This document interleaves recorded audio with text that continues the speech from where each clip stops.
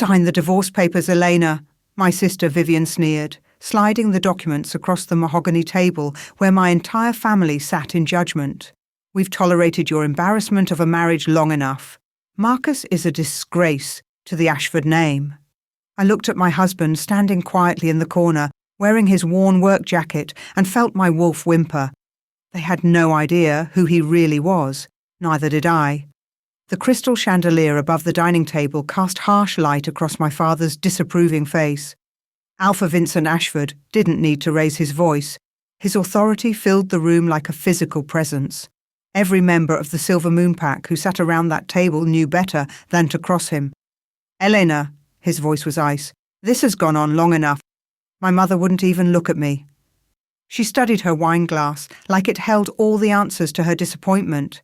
My younger brother, Chase, at least had the decency to appear uncomfortable, but he wouldn't meet my eyes either. Only Vivian seemed to be enjoying herself. A mechanic, she said, examining her perfectly manicured nails. My sister, daughter of an alpha, married to a man who fixes cars for a living. Do you know what people say about our family now? I don't care what people say. My voice came out steadier than I felt. Vivian laughed. It wasn't a nice sound. Of course you don't. You never did care about this family's reputation. But some of us have standards to maintain. She reached for Damien's hand. Her fiancé, Beta Damien Cross, was everything my family wanted. Wealthy, well-connected, from a powerful pack. He gave me a look that was pure pity. That stung worse than Vivian's cruelty. Marcus doesn't even have a wolf rank, my father said. No title, no pack standing, no lineage we can trace. He's nobody. I felt Marcus shift behind me, still silent, always so damn silent. He's my husband, I said, a mistake we're going to correct. My father pushed back from the table and stood. I'm giving you a choice, Elena. Annul this marriage, come back to the pack house, and we'll forget this ever happened. Or what? I met his stare. My wolf bristled beneath my skin. Or I'll disown you. You'll have no claim to the Ashford name, no pack, no inheritance, nothing. The room went silent, except for the ticking of the antique clock on the mantel. My mother finally spoke. Eleanor, please, be reasonable. You're 25 years old. You have your whole life ahead of you. Don't throw it away for... She gestured vaguely toward Marcus without looking at him.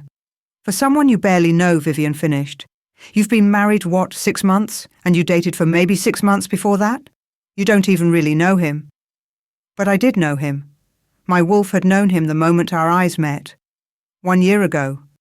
My BMW had chosen the worst possible place to die, a stretch of highway between pack territories, miles from anywhere useful.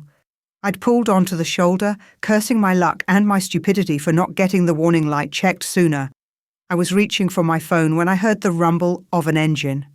An old pickup truck pulled up behind me and a man stepped out. That was when my world tilted sideways. He was tall, broad-shouldered, wearing jeans and a t-shirt that had seen better days. Dark hair, strong jaw, eyes the colour of whiskey. But it wasn't his looks that hit me like a punch to the chest. It was the pull. My wolf surged forward, recognizing something my human brain took longer to process. Mate. The word echoed through every cell in my body. Car trouble? His voice was rough, warm. I couldn't speak, could barely breathe. He walked closer, and I caught his scent. Motor oil and cedar and something uniquely him that made my wolf want to roll over and purr. I'm Marcus, he said, extending a hand. I'm a mechanic. I can take a look if you want. I shook his hand. The contact sent electricity up my arm. Elena, I managed. He held my hand a beat too long. His eyes darkened. He felt it too. For 3 hours we sat on the tailgate of his truck while he waited for the tow he'd called. We talked about everything and nothing. He made me laugh, made me feel seen in a way no one in my pack ever had. He didn't ask about my last name, didn't care that I was an alpha's daughter. He just saw me. When he finally dropped me at the garage the next day, I couldn't walk away. My wolf wouldn't let me. Can I see you again? The words tumbled out before I could stop them. His smile was slow, devastating. I was hoping you'd ask. Elena. My father's sharp voice jerked me back to the present. Are you even listening? This is your future we're discussing. No, I said quietly. You're discussing what you want my future to be. There's a difference. Vivian scoffed. What future do you have with him? Living in some tiny apartment, scraping by on a mechanic's salary? You were raised for better than this. Better than being happy? Better than being poor, she shot back. Better than embarrassing this family every time someone asks about you. Better than dragging the Ashford name through the mud. The Ashford name will survive my marriage. Will it? My father's power pressed against me. Alpha dominance meant to make me submit. Because I'm not sure it will survive having a nobody as part of this family. What happens when we have pack gatherings? When we meet with other alphas? Do you expect me to introduce your husband, the mechanic? I expect you to treat him with respect. Respect is earned, Damien said. He'd been quiet until now. What has Marcus done to earn it? He makes me happy, my voice cracked. Isn't that enough? No, my father said flatly. It's not. I turned to look at Marcus. He stood against the wall, hands in his pockets, face carefully neutral. But I could see the tension in his shoulders, the tightness around his eyes. Marcus, my father said, you've been very quiet. Don't you have anything to say? Finally, Marcus pushed off the wall. He moved with a grace that should have told them he was more than he appeared, but they were too blinded by their prejudice to see it. I'll give Elena whatever she wants, he said simply. The words hit me like a slap. See? Vivian pounced. He doesn't even care enough to fight for you. But I knew Marcus, knew the way his jaw clenched, the careful control in his voice. He was giving me an out, letting me choose without pressure from him. It made me love him more. It also made me furious. That's your answer? I asked him. After everything? His eyes met mine. Gold flecks appeared in the whiskey brown, wolf rising to the surface. You have to make this choice, Elena. Not me, not them, you. She's already made her choice, my father said. She married you. Now she needs to unmake it. Like it's that simple, I said. Like you can just erase a bond. I stopped myself. We hadn't told anyone about the mate bond. It was the one sacred thing we'd kept between us. A bond? My mother sat up straighter. Elena, you don't mean... She doesn't mean anything, Vivian interrupted. She's confused, infatuated. It happens. I know exactly what I mean. I stood, chair scraping against hardwood. I'm not confused and I'm not infatuated. I'm married. To a man I chose. A man who treats me like I matter. You matter here, my father said. You're my daughter, my blood, but I won't watch you destroy yourself for some... Say it, Marcus said quietly, dangerously. Finish that sentence. The temperature in the room dropped. My father's eyes narrowed. Careful, boy. You're in my house.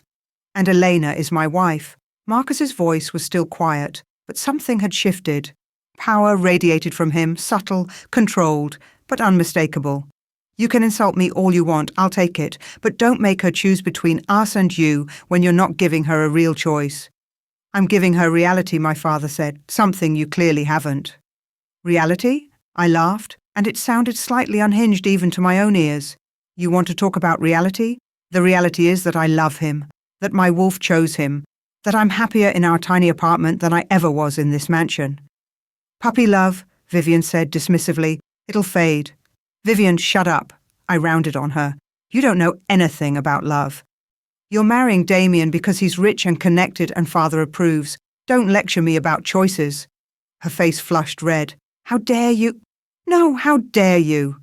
My wolf surged forward, and I felt my eyes flash. How dare all of you sit here and judge my life like you have any right? I'm an adult. I made my choice. Then you've made the wrong one, my father said coldly. The words hung in the air between us. I looked around the table, at my mother, still not meeting my eyes, at Chase, uncomfortable but silent, at Vivian, smug and satisfied, at Damien, who probably genuinely pitied me. Then I looked at Marcus. He stood there in his worn jacket with his calloused hands and his honest eyes, and something in my chest settled. You're right, I said to my father. I did make a choice. I walked over to Marcus and took his hand. And I'd make it again. Elena, I'm done here. I cut my father off. You want to disown me? Fine, do it. But I'm not signing those papers, and I'm not apologizing for loving someone you deem beneath us. I pulled Marcus toward the door. If you walk out that door, my father said, you're no longer my daughter. I paused, looked back over my shoulder. Then I guess you no longer have a daughter. The cold air hit my face as we stepped outside. I was shaking. Adrenaline, anger, fear all mixing together in my bloodstream. Marcus's truck sat in the circular driveway, looking shabby next to the luxury cars that belonged to my family. He opened the passenger door for me without a word. I climbed in and we sat in silence as he drove away from the only home I'd ever known. My phone started buzzing almost immediately. I turned it off. You okay? Marcus asked after a few miles. Was I? I'd just been disowned by my family, cut off from my pack, chosen a man I'd known for a year over everything I'd grown up with. I don't know, I admitted. He reached over and took my hand. His thumb traced circles on my palm. You didn't have to do that, he said quietly. I would have understood. Would you? I looked at him, really looked at him. Would you have understood if I chose them? He was quiet for a long moment. No, he finally said, but I would have let you go. That's what scared me. How easily he'd said he would give me whatever I wanted. Like he'd already prepared himself for me to leave. Maybe he'd always known this moment was coming, that eventually I'd realize I'd made a mistake, that I'd married too quickly, too impulsively, that I'd chosen passion over practicality, that I'd chosen wrong. My wolf snarled in disagreement, but the human part of me, the part raised in privilege and power, wondered if my family was right. Marcus, I said, who are you? Really? He glanced at me, something flickering in his expression. What do you mean? I gestured helplessly. I married you. I chose you over everything, but sometimes I feel like there's so much about you I don't know. His jaw tightened. You know everything that matters. Do I? We pulled up to our apartment building, a far cry from the Ashford estate. Marcus turned off the engine but didn't move. Are you having second thoughts? His voice was carefully neutral. Was I? I looked down at our joined hands, felt the mate bond humming between us, warm and right and real, but doubt had planted its seed. And I hated that Vivian's words, my father's disappointment, had gotten under my skin. I don't know, I whispered. Marcus pulled his hand away, and in that moment, as I sat in his truck outside our modest apartment, cut off from my family and questioning everything, I wondered if I'd just made the biggest mistake of my life, or if the real mistake was still to come. Chapter 2. The silence in the truck felt heavy enough to suffocate. Marcus stared straight ahead through the windshield, his hand now resting on the steering wheel instead of holding mine. The space between us felt like miles instead of inches. I should have said no, I finally whispered. I know everything that matters. I'm sorry. He turned to look at me then, and the pain in his eyes nearly broke me. Don't apologize for having doubts, Elena. You just gave up everything for me. You have a right to question it. He reached for me again, slower this time, giving me the chance to pull away. I didn't. But I need you to know something. What? I would have walked away tonight. If you'd signed those papers, I would have let you go back to your family, your pack, your life. His thumb brushed across my knuckles. Not because I don't love you, because I do. Enough to want you to be happy, even if it's not with me. My throat tightened. I am happy with you. Are you? Or are you just telling yourself that because you're stubborn and you hate admitting when your family might be right? The question hit too close to home. Both, I admitted. I'm stubborn as hell, and they were wrong about you. But Marcus, when you said you'd give me whatever I wanted, it felt like you'd already let me go, like you expected me to choose them. He exhaled slowly. I prepared myself for it. That's different from wanting it. Why would you prepare for that? Because you're Elena Ashford, and I'm... He stopped himself. I'm just Marcus. You're not just anything. I unbuckled my seatbelt and turned to face him fully. You're my husband, my mate, even if we've been too scared to say it out loud. You're the man who makes me laugh, who listens when I talk about my students, who remembers that I like my coffee with too much cream and not enough sugar. A small smile tugged at his lips. You have terrible taste in coffee. I have excellent taste in husbands. He cupped my face with both hands, studying me like he was memorizing every detail. Then he kissed me, slow and deep and full of everything words couldn't say. When we finally pulled apart, my wolf was purring. "Come on," he said softly, "let's go home." Our apartment was on the 3rd floor of a building that had seen better decades. The elevator was broken more often than it worked.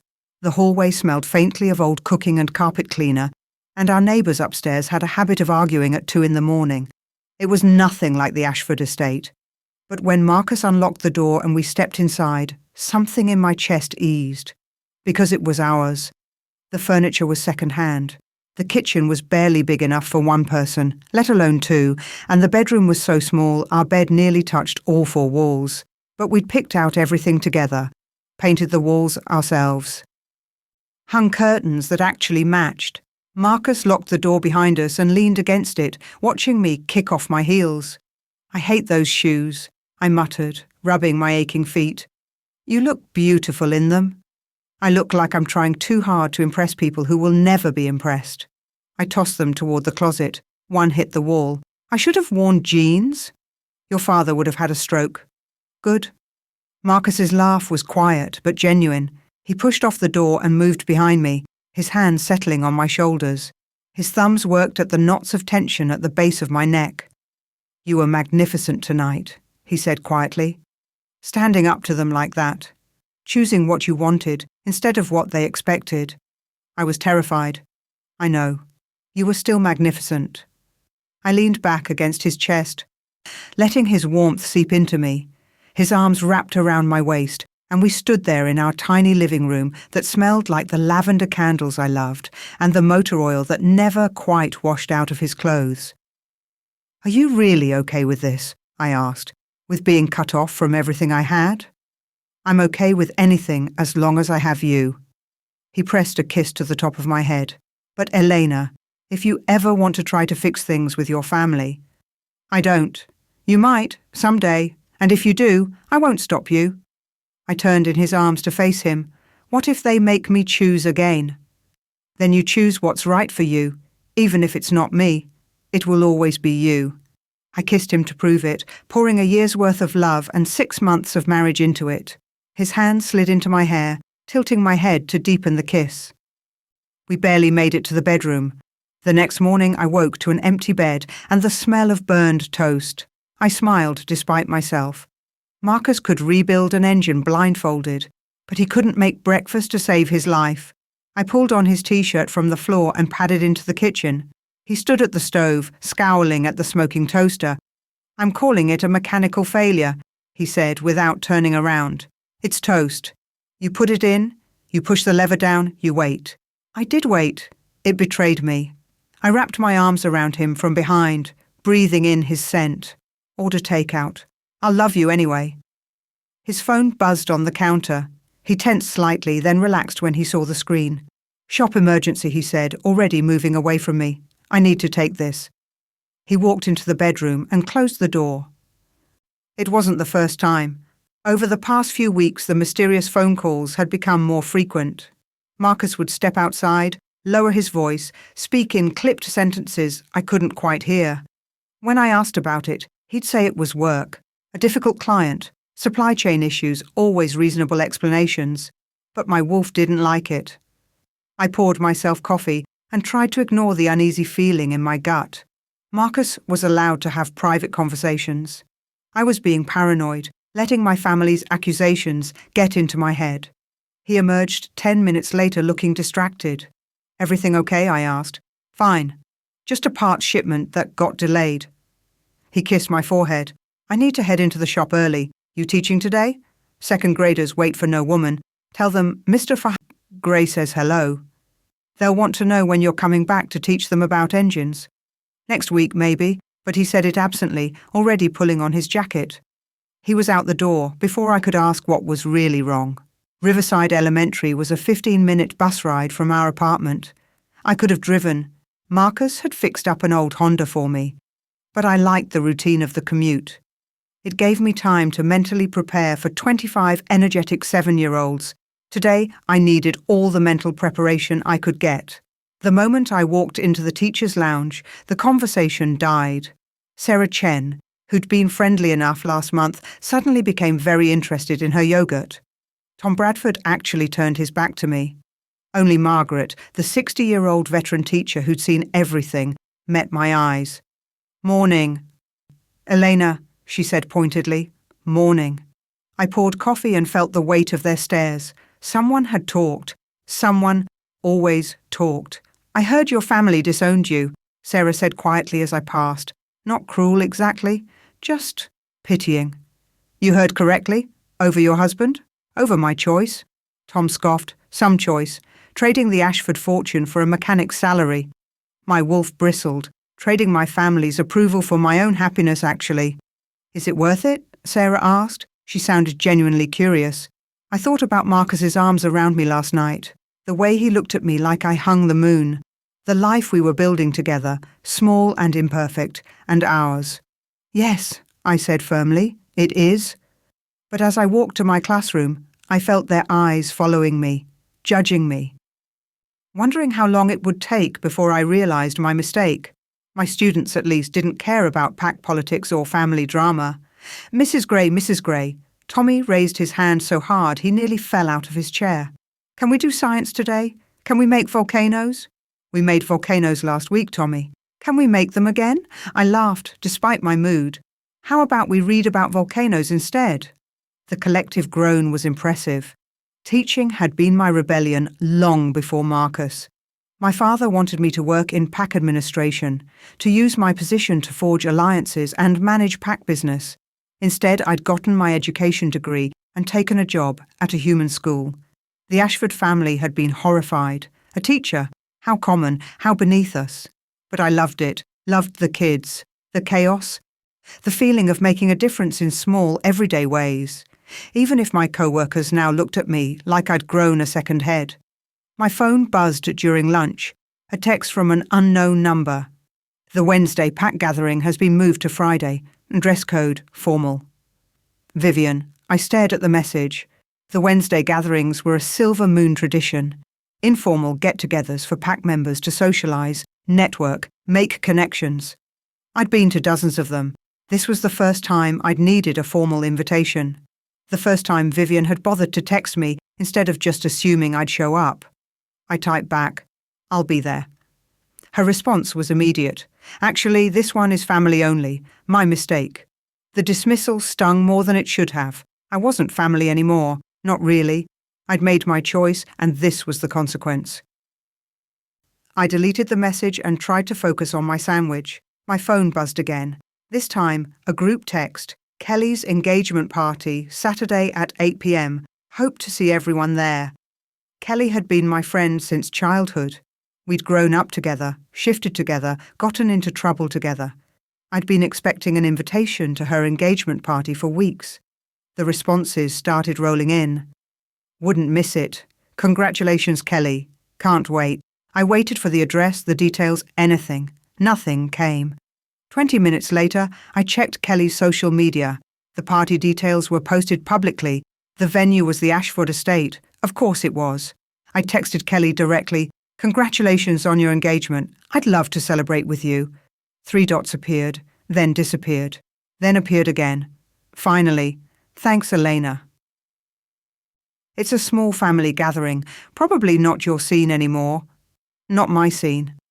Like I'd become a different person entirely, instead of just married to someone they didn't approve of. I set my phone down before I could type something I'd regret. By the time I got home, I'd received 7 more messages about various pack events I was suddenly excluded from. The spring gala, the charity run, the full moon hunt. All things I'd participated in my entire life. All things I was apparently no longer welcome at. Marcus was already home, which was unusual. He typically worked until 6 or 7. "Hey," I said, dropping my bag by the door. "You're home early. Slow day." But he was pacing, phone in hand, that distracted look back on his face. "Everything okay?" "Fine. How was school?" "Volcanic." I kicked off my shoes. The kids wanted to make eruptions again. I distracted them with a book about Pompeii. Pretty sure I gave half of them nightmares about lava. He smiled, but it didn't quite reach his eyes. Marcus, what's wrong? Nothing, just work stuff. He slipped his phone into his pocket. You hungry? I can order from that Thai place you like. Not yet. I moved closer to him, trying to catch his scent, read his mood. My wolf was agitated, pacing beneath my skin. Talk to me, please. There's nothing to talk about. You've been getting mysterious phone calls for weeks. You've been distracted, absent. Something's going on. It's just business, Elena, I promise. But he wouldn't meet my eyes. My phone buzzed again. Another message. Another exclusion. What's that? Marcus asked. Nothing. I silenced it. Just Vivian being Vivian. His jaw tightened. What did she say? It doesn't matter? Elena. They're excluding me from pack events, cutting me off socially. It's fine, I expected it. It's not fine. Anger flashed across his face, hot and fierce. For a moment his eyes glowed gold, and power rippled through the room. Real power. Alpha power. Then it was gone so fast, I thought I'd imagined it. Marcus! He turned away, running a hand through his hair. Sorry, I just hate that they're treating you like this. It's not your fault, isn't it? No. I moved to him, placed my hand on his back. This is their choice, not yours. They're the ones who can't accept that I made my own decision.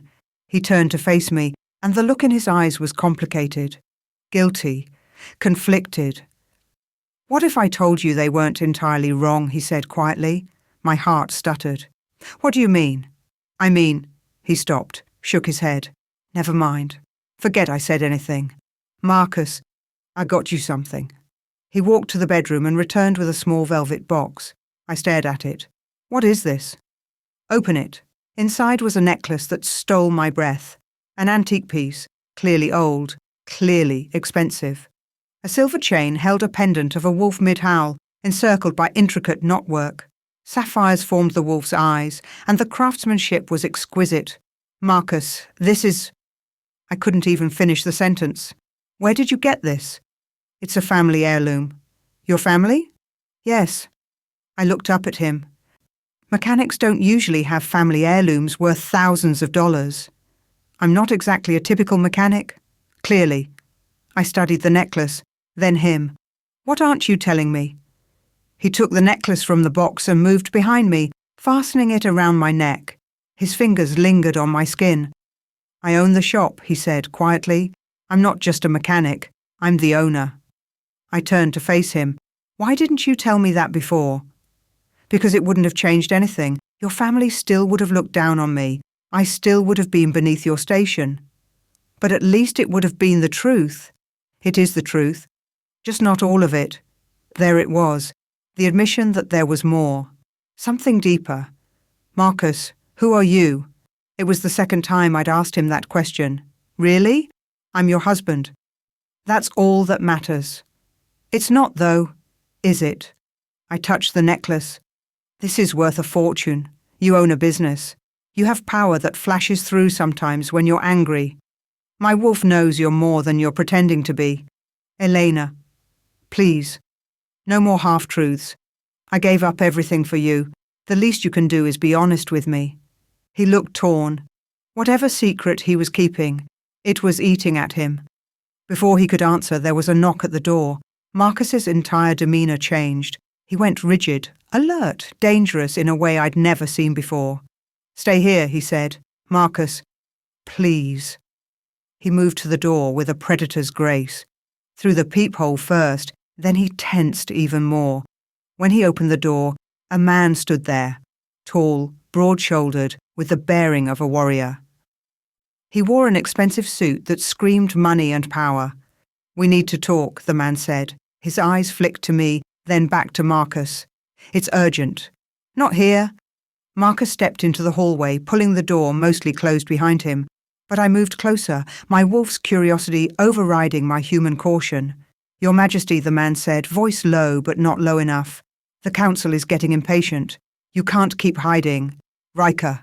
Marcus's voice was sharp. A command. Not here. Your Majesty. The words echoed in my head. My Majesty. I stood frozen in our tiny apartment, my hand clutching the priceless necklace around my neck as the truth crashed over me like a tidal wave. Marcus wasn't just a mechanic. He wasn't even just a business owner. He was royalty, and he'd been lying to me about it since the day we met. Chapter 3. 3, Your Majesty. The words hung in the air like smoke. I couldn't wave away. I stood in our living room, hand pressed against the necklace that suddenly felt heavy around my neck, while my husband, the mechanic, the man I'd given up everything for, spoke in hushed tones with someone who'd just called him royalty. When Marcus stepped back inside and closed the door, his face was carefully blank. Elena, Your Majesty? My voice came out steadier than I felt. That's what he called you, Your Majesty. He closed his eyes. You heard that. Kind of hard not to when he said it right outside our door. I crossed my arms. So, want to explain why a man in a $3,000 suit just addressed my mechanic husband like he's some kind of king? It's complicated. Then uncomplicate it. He moved toward me. But I stepped back. Hurt flashed across his face. Don't, I said. Don't look at me like I'm the one being unreasonable here. You've been lying to me. I haven't lied. Omission is still lying, Marcus. Or is that even your real name? It's my real name. He ran a hand through his hair, frustration and something that looked like fear warring in his expression. Everything I've told you about who I am, about how I feel about you, that's all real. Except the part where you're apparently royalty. That's more complicated than you think. So explain it. My wolf was snarling now, hurt and angry and betrayed. I just got disowned by my family for you. I lost everything for you. The least you can do is tell me the truth. You're right. He sank onto the couch, looking more defeated than I'd ever seen him. You deserve the truth. All of it. He looked up at me. I was trying to protect you. From what? From exactly what happened tonight with your family. From the politics, the expectations, the weight of a crown I never wanted. My knees felt weak. I sat down in the chair across from him, needing the distance. Start from the beginning, I said quietly. He took a breath. I'm the Alpha King of the Northern Territories, or I was. I walked away from it 3 years ago. The words should have sounded insane, but they explained so much. The power I'd felt radiating from him, the expensive heirloom, the mysterious phone calls, the way Riker had looked at him with deference and frustration. Why? I asked. Because being king means politics and arranged marriages and sacrificing everything personal for the good of the kingdom. I watched my father do it. Watched it destroy him, destroy my mother. I didn't want that life. So you just left? I appointed a council to govern in my absence and disappeared. Became Marcus Gray, mechanic, regular guy. For 3 years I had peace, freedom, a normal life. His eyes found mine. And then you broke down on the highway and everything changed. The mate bond, I whispered. The moment I saw you, I knew. My wolf knew. And I had to make a choice, tell you the truth and risk scaring you away, or give us a chance to build something real first. So, you lied. I wanted you to love me for who I am, not what I am. I wanted to be just Marcus for as long as I could. I wanted to be angry, wanted to rage at him for the deception. But I understood. God help me, I understood exactly what he meant. I fell in love with Elena, I said slowly. Not Elena Ashford, daughter of an alpha. Just Elena. The woman who laughed too loud and made terrible coffee and talked about her students like they hung the moon. Yes. He leaned forward, desperate, exactly. But Marcus, you had to know the truth would come out eventually. I kept hoping I could make it work. Keep the two lives separate, but the council is getting restless. They want me back. And now with you, he gestured helplessly. Now, there are even more complications.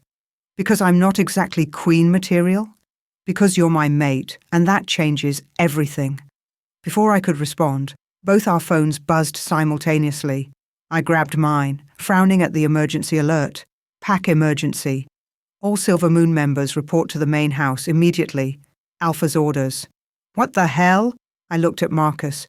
His phone showed a different message, but his face had gone hard. Rogue attacks, he said, already moving toward the door. 3 confirmed sightings near Silver Moon territory in the last hour. How do you know that? He showed me his phone. The message was from Riker. Rogues hitting Silver Moon borders. Coordinated attacks. This isn't random. My stomach dropped. Rogue werewolves were dangerous enough individually, unstable, violent, without pack bonds to keep them grounded. But coordinated attacks? That was something else entirely. I need to go, I said. My family... I'm coming with you.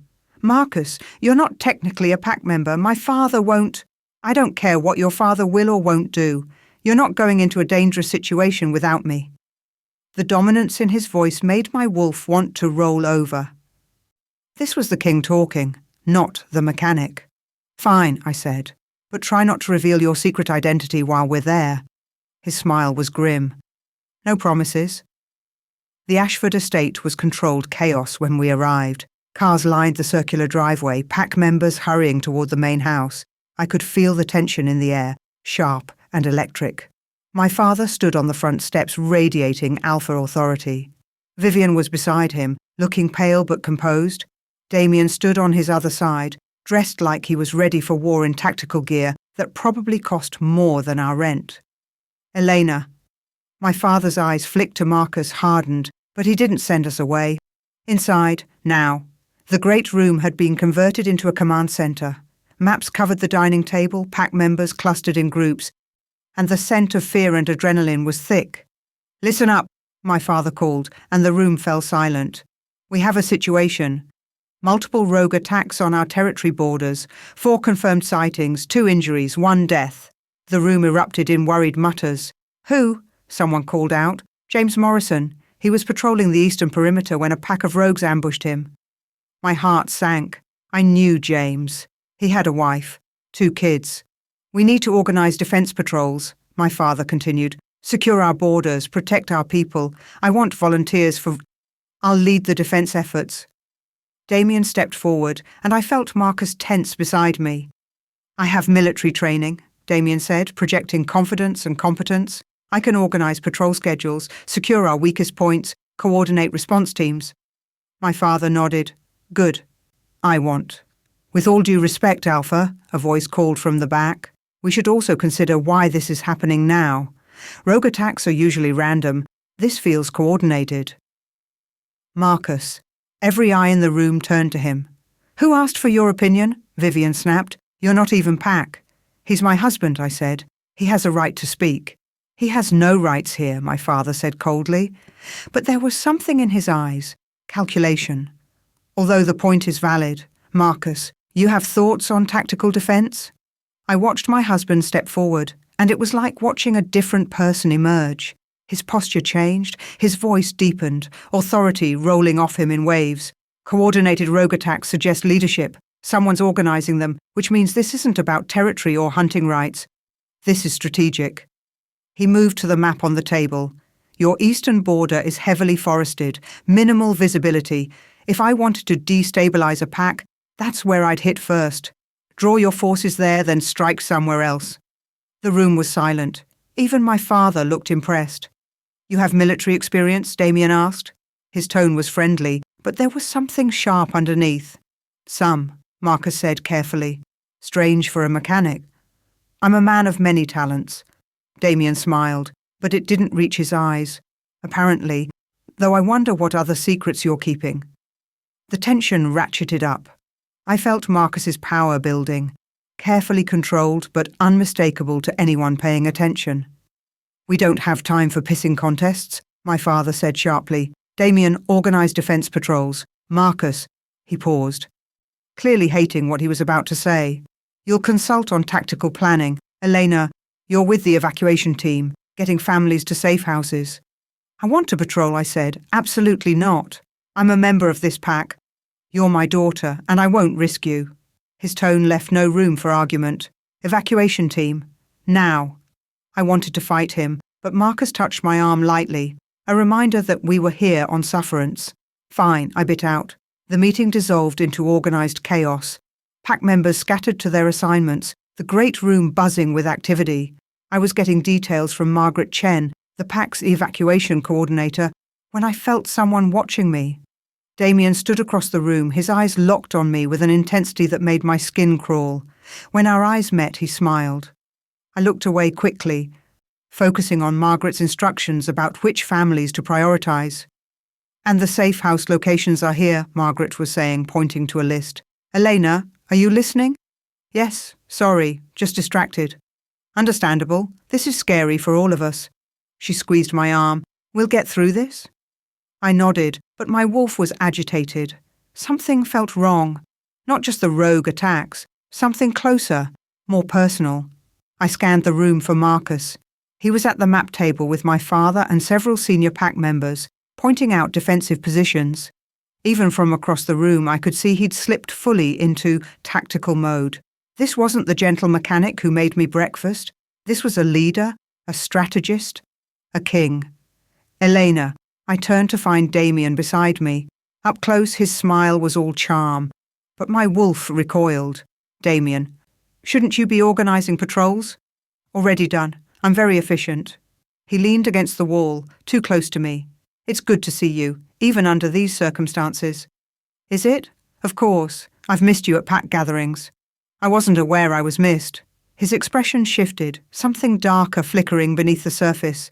You were always missed, Elena. By me, especially. Warning bells rang in my head. What are you talking about? I think you know. He glanced around, then nodded toward a side hallway. Can we talk? Privately? I don't think that's a good idea. Please, 5 minutes. There's something I need to say to you. Against my better judgment, I followed him into the hallway that led to my father's study. It was quieter here, away from the chaos of the main room. Damien closed the distance between us. Too close. Invading my space. I wanted to marry you, he said quietly. I blinked. What? Before Vivian. Before you met Marcus. I was going to ask your father for permission to court you.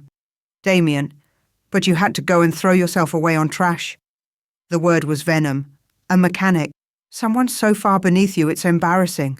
My wolf snarled. Don't talk about my husband that way. Why not? It's the truth. You were supposed to be mine, Elena. We would have been perfect together. Our families, our positions, everything aligned, and you ruined it. I didn't ruin anything. I found my mate. He laughed, cold and cruel. Your mate? That's what you're calling him? Please. He's a nobody playing dress-up in a life he doesn't belong in. You don't know anything about him. I know enough. He stepped closer, backing me against the wall. I know he's not good enough for you. I know you made a mistake, and I know that eventually you'll realize it. Fear spiked through me, but I held my ground. Get away from me. Or what? You'll run to your nobody husband? Tell him the big bad beta scared you? My wolf surged forward, trying to shift, trying to defend. But something was wrong. Damien's scent. It had changed. Darker. Tainted. This close, I could smell death on him. Blood. Violence. You're not right, I whispered. Something's wrong with you. His smile was all teeth. Nothing's wrong with me, sweetheart. I'm just finally taking what should have been mine. Damien, what did you do? I'm securing my future. Our pack's future. Your father is weak, Elena. He's been weak for years. Someone needs to take control. Someone strong. Horror dawned. The rogue attacks? You're behind them. Smart girl. He traced a finger down my arm, and I flinched. Create a crisis. Position myself as the hero. Let your father fail to protect the pack. Eventually, they'll beg me to take over, and when I'm alpha... Elena, the temperature in the hallway dropped 10 degrees. Marcus stood at the end of the corridor, and the man I saw wasn't my gentle husband. This was a predator, a king. Power radiated from him in waves that made the walls shake. Damien stepped back from me, but his composure didn't slip. We were just talking? Were you? Marcus moved down the hall with deadly grace. Looked like you were doing more than talking. Jealous mechanic? Concerned. There's a difference. Concerned about what? That your wife is finally seeing sense? Marcus's eyes flashed gold. Full wolf, barely controlled. Step away from her. Or what? Damien's power flared too. Beta dominance, strong but nothing compared to what Marcus was radiating. You'll fight me? Here? In front of her entire pack? If I have to. The air was so thick with testosterone and dominance I could barely breathe. My wolf was caught between terror and arousal, recognizing the power battle happening in front of her. Marcus, I said quietly, don't. He didn't look at me.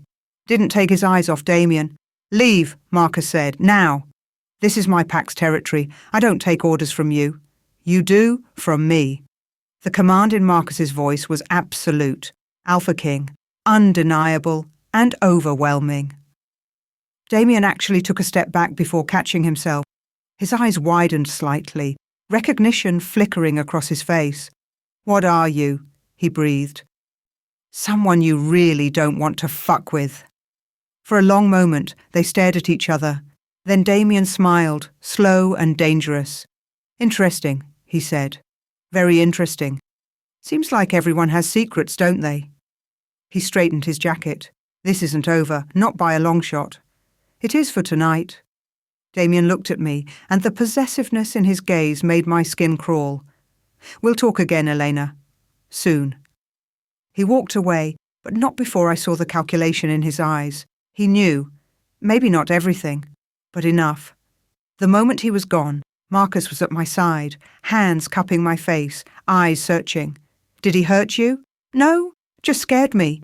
I was shaking. "Marcus, he's behind the rogue attacks. He's planning to overthrow my father." "I know." "You know?" I suspected. Now I'm certain. His jaw was tight. "He's dangerous, Elena. And he wants you.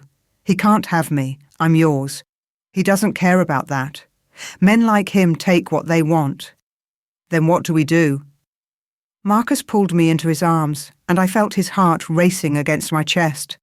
"We be very, very careful," he said, because he wasn't bluffing. He has no idea who he's dealing with. "The Alpha King?" "Yes, but more than that." He pulled back to look at me. "He's dealing with a mate who would burn the world down to keep you safe." I believed him. In that moment, seeing the fierce protectiveness in his eyes, I believed he would do exactly that. What I didn't know was whether it would be enough, because Damien was right about one thing. This wasn't over. It was just beginning. Chapter 4. The rogue attack came 2 nights later, just after midnight. I was in the safe house with Margaret and 15 pack families when the alert went out. All patrol units to the western border, massive breach. "Stay here," I told Margaret, already moving toward the door. "Elena, your father said—" "I know what my father said." I shifted before I hit the tree line, my wolf taking over with a snarl of relief. She'd been caged too long, restless and anxious since the confrontation with Damien. The western border was chaos. Rogues poured through the fence line, more than I'd ever seen in one place. 20, maybe 30 of them, their eyes wild and their movements erratic. The scent of madness rolled off them in waves. Our pack fighters were outnumbered. I threw myself into the fight, taking down a rogue that had cornered one of our younger wolves. My teeth sank into its shoulder, tasting blood and sickness. It thrashed, stronger than it should have been, and I barely dodged the snap of its jaws. Then Marcus was there. I'd never seen him shift before, never seen him fight. His wolf was massive, easily twice the size of any wolf on the field. His fur was midnight black with silver markings that seemed to shimmer in the moonlight. But it was the power radiating from him that made every wolf on that battlefield pause. Alpha power, but not just any alpha. King. He moved through the rogues like death itself. Precise, efficient, devastating. He didn't just fight, he dominated. Wolves twice his size cowered. The rogues tried to run. He didn't let them. Within minutes the attack was over. The rogues that weren't dead were fleeing into the forest, and our pack stood victorious. I shifted back, breathing hard, and watched as Marcus did the same. He stood there naked and covered in blood that wasn't his, looking like some ancient warrior god. His eyes were still glowing gold, power rippling across his skin. "Everyone all right?" he called out, voice rough. The pack wolves nodded, but they were all staring at him, wondering, questioning. My father arrived with reinforcements, took one look at the carnage, and his face went carefully blank. "Report," he snapped. "Marcus took down most of them," one of the fighters said. "I've never seen anyone fight like that." "Adrenaline," Marcus said, pulling on the pants someone handed him. "And luck." "That wasn't luck," my father said quietly. "That was training. Military-grade combat training. I told you I had some experience. Some experience doesn't explain what I just heard." My father moved closer, and I saw the alpha in him assessing, calculating. "Who are you, Marcus Gray?" Just a man trying to protect his mate's pack. Bullshit. The word hung in the air. I'd never heard my father curse in public before. You fight like special forces. You have tactical knowledge that rivals my best strategists, and I just felt power come off you that— He stopped. That shouldn't exist in a regular wolf. Marcus's jaw tightened. I'm not hiding anything that's a threat to your pack. That's not what I asked. Before my father could push further, Damien appeared. He looked at the bodies, at Marcus, and something dark flashed across his face. Impressive, what he said. For a mechanic. We need to secure the perimeter, Marcus said, ignoring him. This was a probe. They'll be back with more. How do you know that? Damien asked. Because that's what I would do. The two men stared at each other, and I felt the weight of secrets and threats hanging between them. We didn't get home until dawn. Marcus was quiet the entire drive, his hands tight on the steering wheel. I could see the tension in his shoulders, the way his jaw clenched every time I looked at him. That wasn't adrenaline, I said finally. Elena, don't. I saw you out there. Everyone saw you. You're not just some wolf with military training. You're something else entirely. He pulled into our apartment complex and killed the engine. For a long moment, he just sat there. I can't explain right now, he said quietly. Can't or won't. Both. He looked at me, and the anguish in his eyes nearly broke me. I want to tell you everything I do. But it's not safe yet. Not safe from what? From people who would use you to get to me. He reached for my hand. Please, Elena, trust me a little longer. I promise I'll explain everything soon. I wanted to push, wanted to demand answers right then and there. But he looked so tired, so worn down by whatever weight he was carrying. Okay, I said, but Marcus, soon, needs to actually mean soon, not weeks or months from now. I know. We went inside and fell into bed, but I couldn't sleep. I lay there listening to Marcus's breathing, feeling the mate bond hum between us, and wondering who the hell I'd actually married. The next evening, I made a decision I probably shouldn't have. Marcus had gotten another mysterious phone call and said he needed to run an errand. He'd been vague about where he was going. And something in my gut said this was my chance to finally get answers. So I followed him. He drove to the edge of pack territory, to an abandoned industrial complex that had been empty for years. I parked 2 blocks away and shifted, using my wolf's enhanced senses to track him. What I saw made my blood run cold. Marcus stood in the center of a clearing, surrounded by wolves. Not just any wolves, powerful ones. I could feel their dominance from here, their strength. These weren't regular pack wolves, they were all bowing to him. Actually, bowing, heads down, necks exposed in submission. Riker was there, along with 3 others I didn't recognize. They were all dressed in expensive clothes, all radiating authority. Your Majesty, one of them said, the Council is demanding your return. The situation is becoming untenable. I'm not going back, Marcus said. His voice was different here. Harder, more commanding. Not yet. The assassination attempts are increasing, without you there to provide stability. I said not yet. What about your mate? Riker asked. Does she know? Marcus's back was to me, but I saw him tense. I'll tell her when the time is right. With respect, Your Majesty, every day you delay puts her in more danger. If your enemies discover she exists, they won't. You can't know that. I can, and I will. This conversation is over. The authority in his voice was absolute. King speaking to subjects. The wolves bowed again and began to disperse. I backed away slowly, carefully, trying not to make a sound. But my paw caught on a branch, and the snap echoed through the clearing. Marcus's head whipped around. His eyes found mine even through the darkness, and I saw the moment recognition hit. I ran, shifted back to human, got to my car, and drove. I didn't know where I was going, just knew I needed space to think, to process. I ended up at a coffee shop 3 towns over, sitting in a corner booth with a cup I didn't drink, my hands shaking. Your Majesty, assassination attempts, the Council. My husband wasn't just royalty, he was the royalty, the Alpha King that every pack in North America answered to, the most powerful wolf alive, and he'd been lying to me about it from the beginning. My phone buzzed. Marcus. I ignored it. It buzzed again, and again, and again. Finally, a text. Please come home. Let me explain. I stared at the message. Home. Our tiny apartment that was probably just a temporary stop for him. A place to hide until he could go back to his real life. Was anything about us real? Another text. Elena, please. I love you. That's the only truth that matters. I wanted to believe him. My wolf was howling for me to go back to our mate, but my human side was hurt and angry and so goddamn confused. My phone rang. Not Marcus this time, Vivian. I almost didn't answer, but something made me pick up. Hello? Elena. My sister's voice was syrupy sweet. Where are you? Why? Because I just saw something very interesting. Or should I say, someone? My stomach dropped. What are you talking about? I was driving past the old industrial complex and I saw your husband meeting with some very dangerous-looking men. They were bowing to him. Elena. Bowing. Shit. She'd seen too. So I started thinking, Vivian continued. What kind of mechanic has people bowing to him? What kind of nobody has that much power? Vivian. And then I thought, maybe he's not a mechanic at all. Maybe he's something worse, a criminal.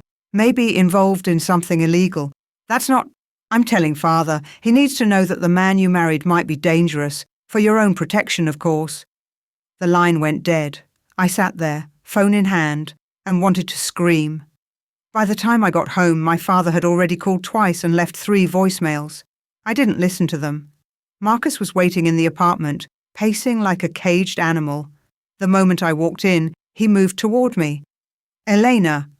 Don't. I held up a hand. Just don't. I can explain. Can you? Because my sister just saw you with your subjects and is now convinced you're a criminal. And my father is probably on his way over here to demand answers. So please, Marcus, explain away. He ran a hand through his hair. What did you see?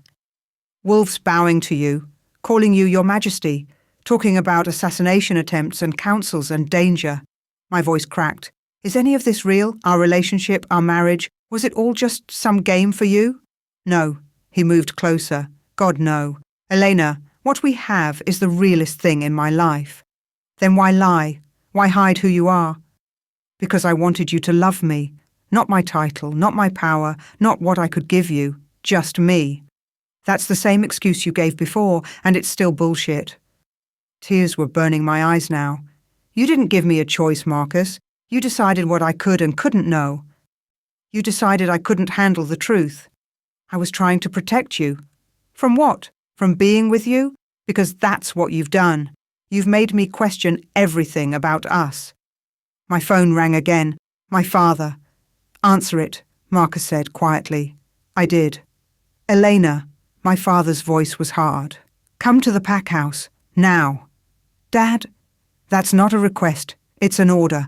And leave Marcus there. The line went dead. I looked at my husband. He's forbidding me from bringing you to pack functions. He thinks you're dangerous. He's not wrong. What?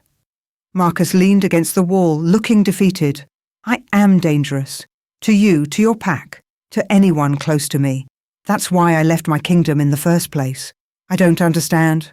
I know, he met my eyes. And I'm sorry, I'm so fucking sorry, but you need to go see your father. We'll talk when you get back. Will we? Or will you just give me more half-truths? He flinched like I'd struck him. I grabbed my keys and headed for the door. I was almost through it when I stopped. I love you, I said without turning around. But right now, I don't know if I can trust you, and I don't know how to be with someone I can't trust. I left before he could respond. The meeting with my father was exactly as awful as I'd expected. He interrogated me about Marcus for an hour, who he really was, what I knew, whether I was in danger. I told him the truth. I didn't know. I didn't know anything anymore. Until we know more, my father said finally. Marcus is not welcome at pack functions. He's not welcome in this house. And Elena, I'm advising you to be very careful. He's my husband, my mate. Is he? Or is that just what he's told you? The question haunted me the entire drive home. It was past midnight when I walked back into our apartment. Marcus was at the table, head in his hands. You're still here, I said. Where else would I be? I don't know. Of being king somewhere? He stood. Elena, I want answers, real ones. Not vague promises or partial truths. Everything. Now. He nodded slowly. Okay, but first, there's something you should see. He walked to the bedroom. I followed, confused, as he moved the nightstand and pressed something on the wall. A hidden panel popped open. A safe. I was going to show you this, he said. I swear I was. I was waiting for the right time. What is it? He opened the safe. Inside were documents, official-looking papers with seals and signatures. He handed them to me. I read the first page, then the second, then the third. Birth certificate, Marcellus Alexander Thorne. Parents, King Alexander Thorne and Queen Isabella Thorne. Official proclamation, Marcellus Thorne, named Alpha King of all North American Pax on his 21st birthday. Abdication papers, unsigned, dated 3 years ago. Security briefing, multiple assassination attempts, threat level, critical. I looked up at him, and he was watching me with an expression that broke my heart. You're really him, I whispered. The Alpha King, Marcellus Thorne. Yes. Why? Why lie about your name, about everything? Because Marcellus Thorne is a king, a title, a target. Marcus Gray is just a man who wanted a normal life. He took a step closer. When I abdicated, or tried to, I went into hiding, for security reasons. Because someone was trying to kill me, and I needed to disappear to figure out who. And you just left? Abandoned your kingdom? I left it in the hands of people I trust, the council, but I never intended to be gone forever. He reached for me, hesitated, dropped his hand. I was going to go back, eventually, but then I met you, me. My wolf knew you were my true mate the second I saw you, and I had a choice, go back to being king and never know what we could have been, or stay and see if you could love me without all the politics and power. So you chose to lie. I chose to be myself, the real me, not the king everyone expects me to be, but the man I want to be, with you. I looked down at the documents in my hands, at proof that my husband was the most powerful werewolf in North America, a king in hiding. A man with enemies who would kill him and possibly me, if they found him. Was any of it real? I asked, my voice breaking. The way we met, our relationship, our wedding, was it all just part of some plan? No. He closed the distance between us, his hands framing my face. None of it was planned. I wasn't looking for you that day. I was just living my life, and then you broke down on the highway and everything changed. You changed everything. But you still lied. I protected you. There's a difference. Is there? I pulled away from him. Because from where I'm standing, you made a unilateral decision about our relationship. You decided I couldn't handle the truth. You decided to keep secrets. You decided... You're right. I stopped. What? You're right. I made those decisions without you. I thought I was protecting you, but really I was protecting myself. From losing you. From having you look at me the way you're looking at me right now. And how am I looking at you? Like you don't know me. His voice was raw. Like everything we built was a lie. The worst part was, I didn't know if it was or not. My mate, my husband, the man I'd given up everything for. He was a stranger, a king in disguise, someone with enemies and secrets and a whole life I knew nothing about. I need time, I said finally, to process this, to figure out what this means for us. Okay, I'm going to stay with Margaret tonight. Pain flashed across his face, but he nodded. Whatever you need. I gathered some clothes, my phone, my keys. At the door I stopped. Marcus, Marcellus, whoever you are, I said without turning around. Answer me one question honestly. Anything. Do you love me? The real me, Elena Ashford, who became Elena Gray? Or do you love the idea of having a mate who doesn't know who you really are? The silence stretched so long I didn't think he'd answer. I love you, he finally said. I love your stubbornness and your passion and the way you talk about your students like they're the most important thing in the world. I love that you chose me over your family even when it cost you everything. I love waking up next to you and falling asleep holding you and every single moment in between. His voice broke. I love you, Elena. That's the only truth that's ever mattered. I closed my eyes, tears spilling over. I love you too, I whispered. But I don't know if love is enough anymore. I walked out, leaving my mate, my king, standing alone in our apartment, and I didn't know if I'd ever be able to go back. Chapter 5. Margaret's guest room was comfortable, but I didn't sleep. I lay there staring at the ceiling, feeling the mate bond stretch between Marcus and me like a rubber band pulled too tight. It physically hurt to be away from him. My wolf was howling, demanding I go back to our mate, but my human heart was still bleeding. Tea? Margaret appeared in the doorway at dawn, holding 2 mugs. I sat up, accepting the cup gratefully. You didn't have to. Honey, you showed up at midnight looking like your world had ended. Of course I'm making tea. She settled into the chair by the window. Want to talk about it? Did I? Margaret was pack, but she'd always been kind to me. Even after I married Marcus, she'd never treated me differently. My husband lied to me, I said finally, about who he is, about everything. Everything? Including loving you? No, not that. At least I don't think so. I wrapped my hands around the warm mug. But how can I trust him when he's kept such huge secrets? Margaret was quiet for a moment. Can I tell you something? About my mate, Harold? I nodded. When we met, I thought he was a construction worker. Simple guy, hard worker, made me laugh. I fell in love with that man. She smiled. Turned out he owned the entire construction company. Had money I didn't know about, investments, property. He'd been hiding it because every woman he'd dated before me only wanted his wallet. That's different. Is it? He lied about who he was because he wanted to be loved for himself, not what he had. Sound familiar? It did. God help me, it did.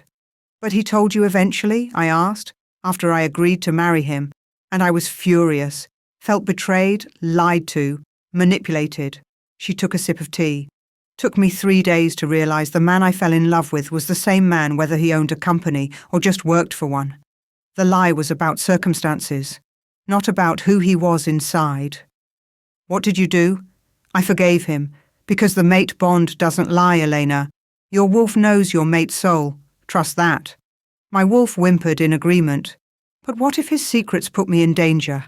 I asked quietly. Margaret's expression turned serious. Then that's something you need to talk to him about, really talk. No more secrets, no more half-truths, everything on the table. She was right. I knew she was right, but I was still scared.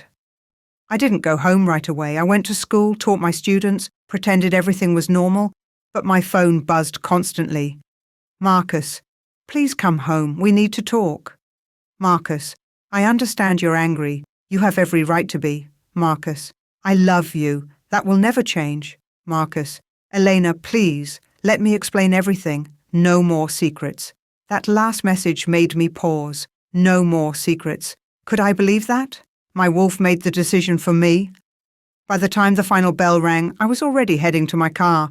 Marcus was sitting on the couch when I walked in, elbows on his knees, head in his hands. He looked up when he heard the door, and the relief on his face was palpable. You came back. We need to talk, really talk, everything. Yes, he stood, everything, I promise. I sat in the chair across from him, maintaining distance. Start from the beginning, all of it. He took a breath. I became Alpha King when I was 21.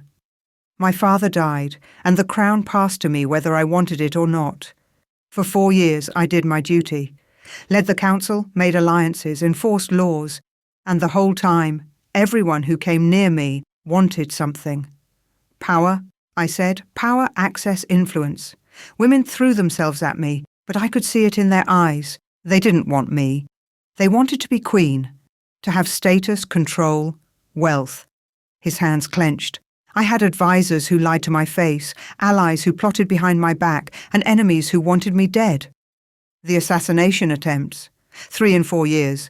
The last one nearly succeeded. Someone poisoned my food at a state dinner. If my food taster hadn't caught it, he shook his head. That's when I realized I couldn't trust anyone. Not the council, not my guards, not even people I'd known my whole life. So you ran. I stepped down, temporarily, put the council in charge and disappeared to figure out who was trying to kill me and why. I became Marcus Gray, mechanic, nobody. For 3 years I lived a normal life. No politics, no intrigue, no one trying to use me. Until you met me. His eyes found mine. Until you and Elena, the moment I saw you, my wolf recognized you. True mate, The one person in the world meant for me, and I had a choice: reveal everything and risk you only wanting me for my crown, or give us a chance to build something real first. So you lied. I chose us over honesty, and I know that was wrong. I know I should have trusted you. He leaned forward, but I'd been burned so many times. I needed to know you loved me. Just me. Not King Marcellus with his power and wealth and crown. Just Marcus, the guy who makes you terrible coffee and fixes cars. The sincerity in his voice made my chest ache. I do love you, I whispered. Both of you, Marcus and Marcellus. But you didn't give me the chance to prove that. I know, and I'm sorrier than I can say. He moved to kneel in front of me, taking my hands. But I'm telling you everything now. No more secrets. Ask me anything. Damien, I said. You mentioned suspects in the assassination plot. His expression darkened. Damien is at the top of my list. What? How? The rogue attacks aren't random. They're coordinated, strategic, designed to destabilize your father's pack. Damien's positioning himself as the hero, gaining trust and influence. Once your father is weakened enough, Damien will challenge him for alpha position. You think he's behind the assassination attempts too? I think he's working with someone who is. The rogues attacking your pack are the same faction that's been trying to kill me. Same tactics, same patterns. My blood ran cold. So he's not just after my father's position. He's after you. If he discovers who I really am, yes. Which is why I've been so careful, why I've kept secrets. Because if my enemies know I have a mate... His grip on my hands tightened. They'll use you to get to me. They'll hurt you, Elena. Or worse. The weight of his words settled over me. This wasn't just about lies or trust. This was about survival. What do we do? I asked. We be smart. Careful. We don't let anyone know the truth until I can neutralize the threat. He searched my face. But I can't do any of this without you. I need to know. Can you forgive me? Can you trust me again? Could I? My wolf was screaming yes, desperate to close the distance between us. The mate bond was pulling so hard it physically hurt. But my human pride, my wounded heart, they needed more. I need time, I said. Not to leave you, just to process everything. He nodded, though I could see the pain in his eyes. Whatever you need. And Marcus? No more secrets, ever, if we're going to make this work. No more secrets, I swear it. He kissed my hands and stood, giving me space. I went to the bedroom, my mind spinning with everything I'd learned. My husband was a king. Damien was trying to kill him. My entire world had shifted in the span of 24 hours, and I still didn't know if I could fully trust the man I loved. I was in the kitchen the next morning when someone knocked on the door, hard, insistent. Marcus tensed immediately. Stay back. But when he looked through the peephole, confusion crossed his face. He opened the door to reveal Vivian. My sister pushed past him without invitation, her eyes wild and her scent sharp with adrenaline. We need to talk, she said. Vivian, what are you? I know who you really are. She turned to Marcus, and the look on her face was triumphant, hungry. Alpha King Marcellus Thorne, ruler of all North American packs, in hiding for 3 years. The temperature in the room dropped. How did you... I started. I have my sources. She smiled, and it wasn't nice. Did you really think you could hide something like that? You're royalty, the king. And you've been playing house with my sister in this pathetic little apartment. Marcus's expression was carefully neutral. What do you want, Vivian? What I want, she laughed. I want to know why you chose her, why you married my embarrassment of a sister when you could have had anyone, when you could have had me. The words hit like a slap. Vivian, I stepped forward, but she ignored me. I'm the one who's perfect for you. I'm beautiful, cultured, from the right family. I know how to be a queen. But you chose her? The venom in her voice was shocking. You chose the rebellious daughter who teaches human children and can't even maintain her own family relationships? Get out, Marcus said quietly. I can give you everything she can't. I said get out. The dominance in his voice made the walls shake. Alpha King, absolute and undeniable. Vivian actually stumbled back a step, but then her expression shifted, became calculating. Or what? You'll expose yourself, tell everyone who you really are? She moved closer to him, her voice dropping to something meant to be seductive. You need a proper Queen Marcellus, someone who understands power, politics. I can be that for you. She reached for him, her hand sliding up his chest. I felt my wolf surge forward, ready to rip her apart.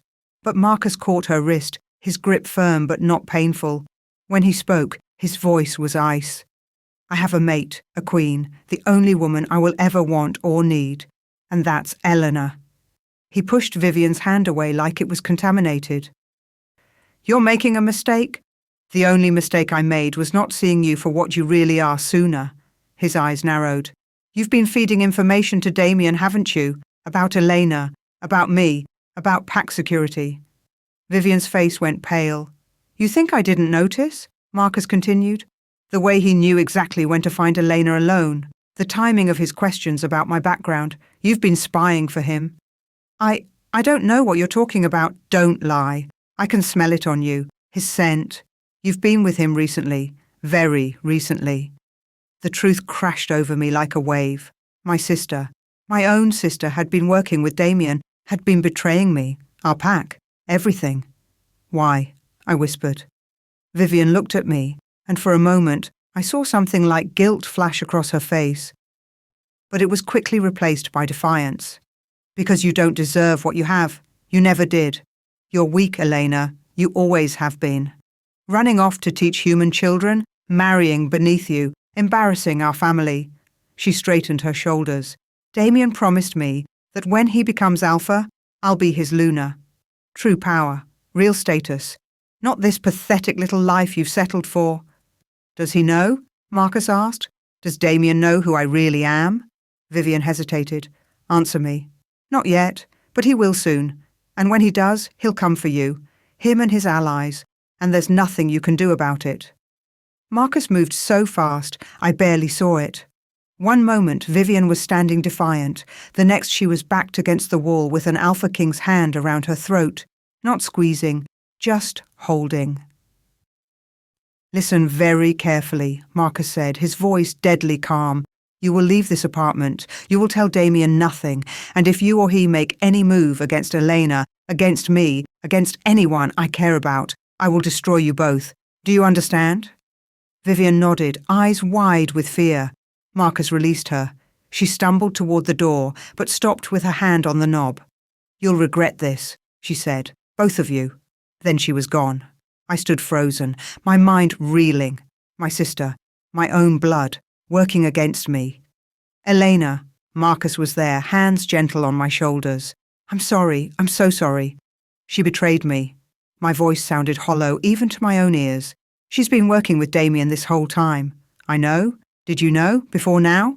I suspected, but I wasn't certain until she confirmed it just now. I looked up at him. You rejected her? Even knowing what it might cost? You rejected her? There was nothing to reject. I have a mate. I have you. Nothing else matters. The absolute conviction in his voice broke something open inside me. My sister had betrayed me. My father had disowned me. I'd lost everything I'd grown up with. But I had Marcus, this man, this king, who'd lied to protect me, who'd given up his crown to find real love, who'd just rejected power and status to stay loyal to me. I forgive you, I whispered. His eyes widened. Elena, I forgive you for lying, for hiding who you are, because I understand why you did it. I cupped his face. You're right. The mate bond doesn't lie. My wolf knows your soul, and your soul is good, loyal, true. I don't deserve your forgiveness, maybe not, but you have it anyway. I kissed him, soft and sweet. No more secrets? No more secrets? Then there's something we need to do. He knew what I meant. I could see it in the way his eyes darkened, in the way his wolf rose to the surface. Are you sure? He asked. I've never been more sure of anything. We'd been married for 6 months, but had never completed the mate bond ceremony, never fully joined ourselves to each other the way true mates were meant to. Now finally, I was ready. The ceremony was simple, private, just us in our small bedroom, the door locked, the world shut out. Marcus stood before me, and I saw both sides of him clearly now, the humble mechanic and the powerful king. Both were him, both were mine. Eleanor Ashford Grey, he said formally, using the traditional words, I claim you as my mate, my queen, my heart. Do you accept this bond? I do. Will you stand by me through darkness and light, through peace and war, through all the days of our lives? I will. He pulled me close, his forehead resting against mine. I love you, both the woman you are and the queen you'll become. I love you, both the man you are and the king you've always been. We kissed, and power exploded between us. The mate bond snapped into place fully for the first time, a connection so deep, so profound, it stole my breath. I could feel him in my soul, his emotions bleeding into mine, his strength becoming mine. When we finally pulled apart, both of our eyes were glowing gold. My queen, he whispered, my king. What followed was passionate and intense and perfect. We came together as mates, as partners, as equals, two halves of one soul, finally complete. When it was over, we lay tangled together, the mate bond humming between us like music. I can feel you, I said, pressing my hand over my heart. Right here, like you're part of me.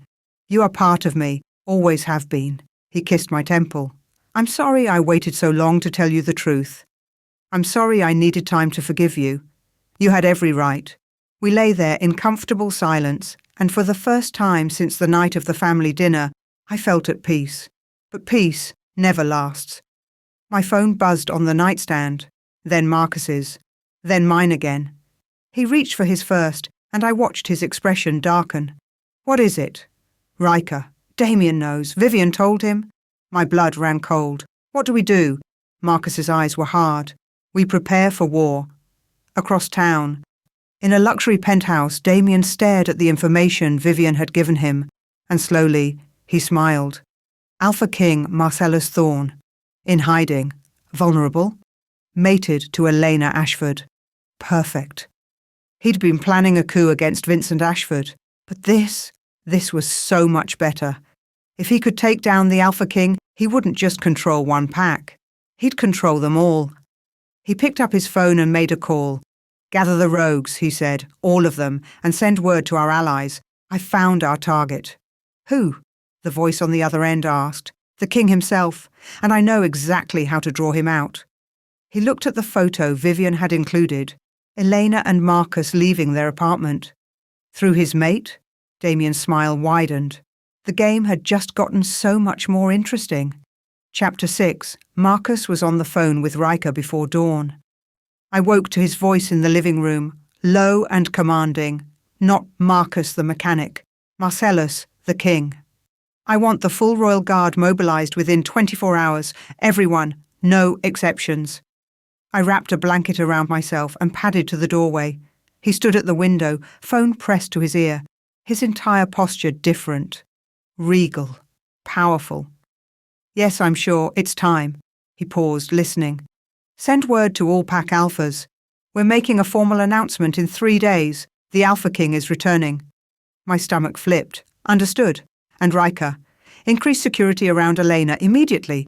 I want eyes on her at all times. He hung up and turned to find me watching. You're really doing this, I said. I have to. Damien knows who I am now. If I don't act first, he will, and I won't let him use you to get to me. I moved closer, touching his arm. Are you ready?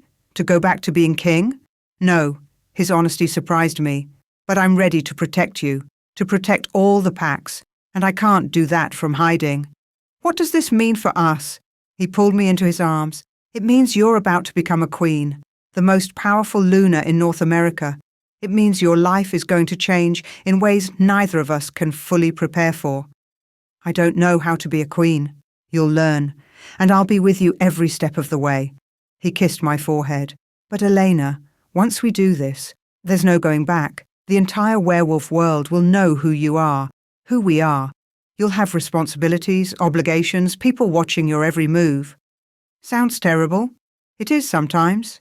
Then why do it? Because it's my duty, and because with you as my queen, maybe it won't be so terrible after all. I looked up at him. You really think I can do this? I know you can. You stood up to your father, chose your own path, gave up everything for what you believed in. That's exactly the kind of strength a queen needs. I wanted to believe him, but the fear was real and sharp in my chest.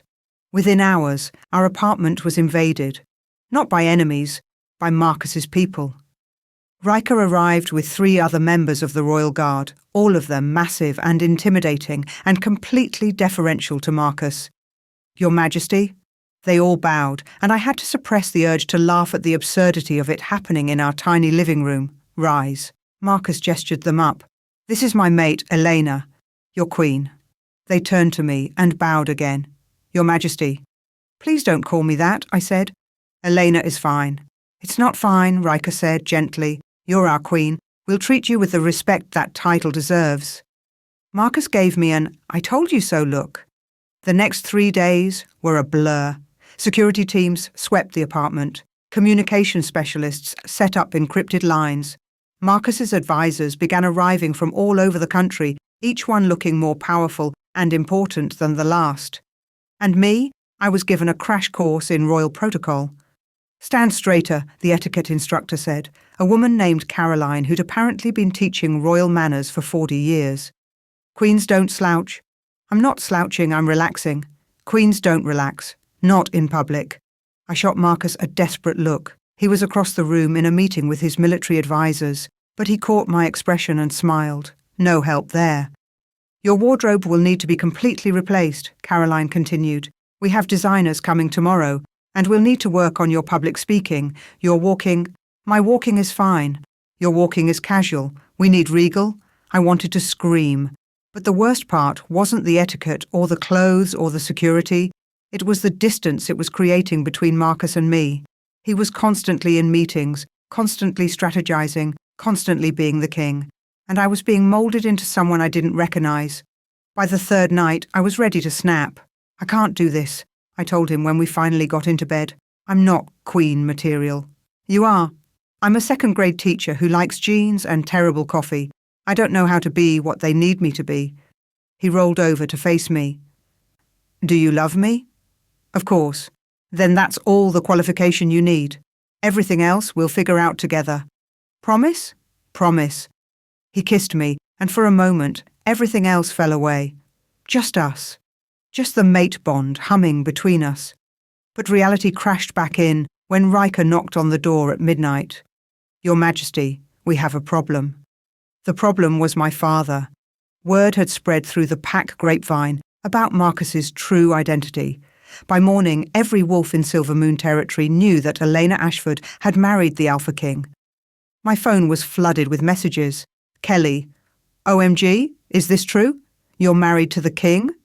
Sarah, Elena, I'm so sorry for how I treated you. I didn't know. Tom, does this mean you're not coming back to teach? And from my father, we need to talk immediately. Marcus read the last message over my shoulder. Do you want to see him? I don't know. Part of me wants to tell him to go to hell, but he's still my father. Then we'll see him, together, but on our terms. We arranged to meet at the Ashford estate that afternoon. Marcus insisted on bringing 2 guards, and I didn't argue.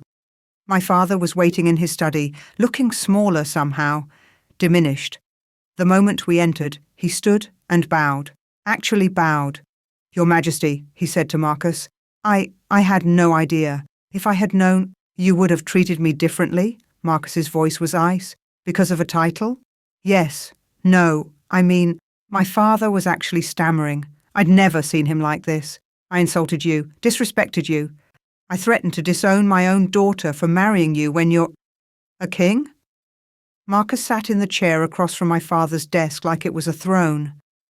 Tell me, Alpha Ashford, would you have accepted me if you'd known?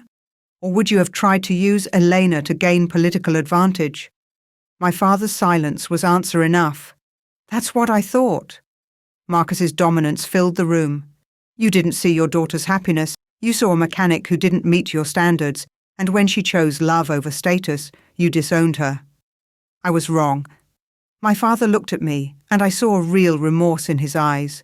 Elena, I was wrong about everything. I should have trusted your judgment, respected your choice. Instead, I let pride and prejudice blind me. You hurt me, I said quietly. You and Vivian and everyone in this pack made me feel like I'd made a terrible mistake, like I'd thrown my life away. I know, and I'm sorry, more sorry than I can say. Marcus stood. Your apology means nothing to me, but if Eleanor wants to forgive you, that's her choice. He looked at me, putting the decision in my hands. I studied my father, the alpha who'd raised me, trained me, taught me about strength and loyalty. He'd failed me when I needed him most, but he was still my father. I need time, I said finally. I can't just forgive you because you found out Marcus has a crown. That's exactly the kind of shallow judgment that made me leave in the first place. I understand, but I'm willing to try, eventually, to rebuild what we had, if you can prove you've actually changed. Relief flooded my father's face. Thank you. I'll do better, I promise. You'll have your chance, Marcus said. We're holding a formal announcement ceremony tomorrow evening. All Pack Alphas are invited, including you. But Alpha Ashford? If you ever disrespect Elena again, crown or not, I'll make you regret it. The threat was delivered calmly, but the power behind it made my father flinch. Understood, Your Majesty. The ceremony was being held at a neutral location, a massive estate on the outskirts of the city that the council used for official functions. I spent all day being primped and prepared. The dress they'd chosen was beautiful. Deep sapphire blue that made my eyes pop, fitted perfectly, elegant without being over the top. You look like a queen, Caroline said with satisfaction. I looked in the mirror and barely recognized myself. Marcus found me in the dressing room an hour before the ceremony. He wore a suit that probably cost more than our monthly rent, looking every inch the king he was. Beautiful, he said, pulling me close. I'm terrified. So am I. Really? I've been hiding for 3 years. Now I'm about to stand in front of every major alpha in North America and announce I'm back. Of course I'm terrified. Somehow, knowing he was scared too made me feel better. We'll do this together, I said. Together. He kissed me, careful not to mess up my makeup, and I felt the mate bond surge with love and support. Then Riker knocked. It's time, Your Majesty. The great hall was packed. Alphas from every territory, their lunars and betas beside them. The Silver Moon Pack had a section near the front. I spotted my father, Chase, even some of my old friends. Vivian was notably absent. She's not here, I whispered to Marcus as we waited backstage. I know. Security is looking for her and Damien. Neither have been seen since yesterday. That should have warned us. Should have told us something was wrong. But we were focused on the ceremony, on the announcement, on the weight of what was about to happen. The council members took the stage first, addressing the crowd. 3 years ago, our king stepped down temporarily to address security concerns, the head councilwoman said. Tonight, he returns to reclaim his throne. Please welcome Alpha King Marcellus Thorne and his mate, Queen Elena. Marcus took my hand, and we walked onto the stage together. The reaction was immediate. Some alphas bowed, others looked shocked, a few looked angry. Marcus stepped to the microphone, regal and commanding. 3 years ago, I left to protect myself and this kingdom from threats we didn't fully understand. Tonight, I return not just as your king, but with my true mate by my side. Queen Elena and I— The explosion cut him off. Glass shattered.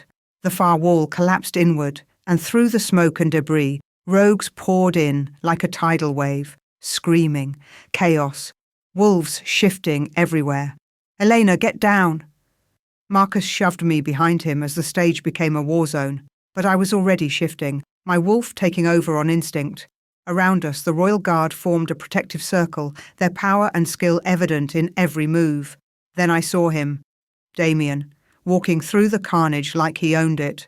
Behind him, more rogues, dozens of them. Hello, Your Majesty, he called out, his voice carrying over the chaos.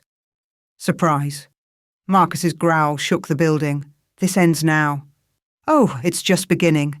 Damien shifted mid-step, his wolf massive and dark. I challenge you, Marcellus Thorne, for the title of Alpha King, right here, right now. The ancient law. Any wolf could challenge the king for his throne through combat to the death. Accept my challenge or be labelled a coward. Marcus shifted, his wolf even more magnificent than I remembered, black as midnight with those silver markings that seemed to glow. They circled each other while battle raged around them. I tried to move forward, to help, but suddenly the room spun. My legs gave out. I hit the ground hard, pain exploding through my body. Everything hurt. My chest, my stomach, my head. Elena! I heard Marcus roar my name, but he sounded so far away. My vision blurred. I tried to shift back to human, but my wolf was too weak. Something was wrong, terribly wrong. Through the haze, I saw a figure approach. Vivian, wearing a smile that was pure venom. "The poison finally kicked in," she said, her voice distant and distorted. "I've been slipping it into your food for weeks, wolfsbane and silver dust. Not enough to kill you quickly, but enough to weaken the mate bond, to make you useless." Horror cut through the pain, the mate bond. She'd been trying to destroy my connection to Marcus.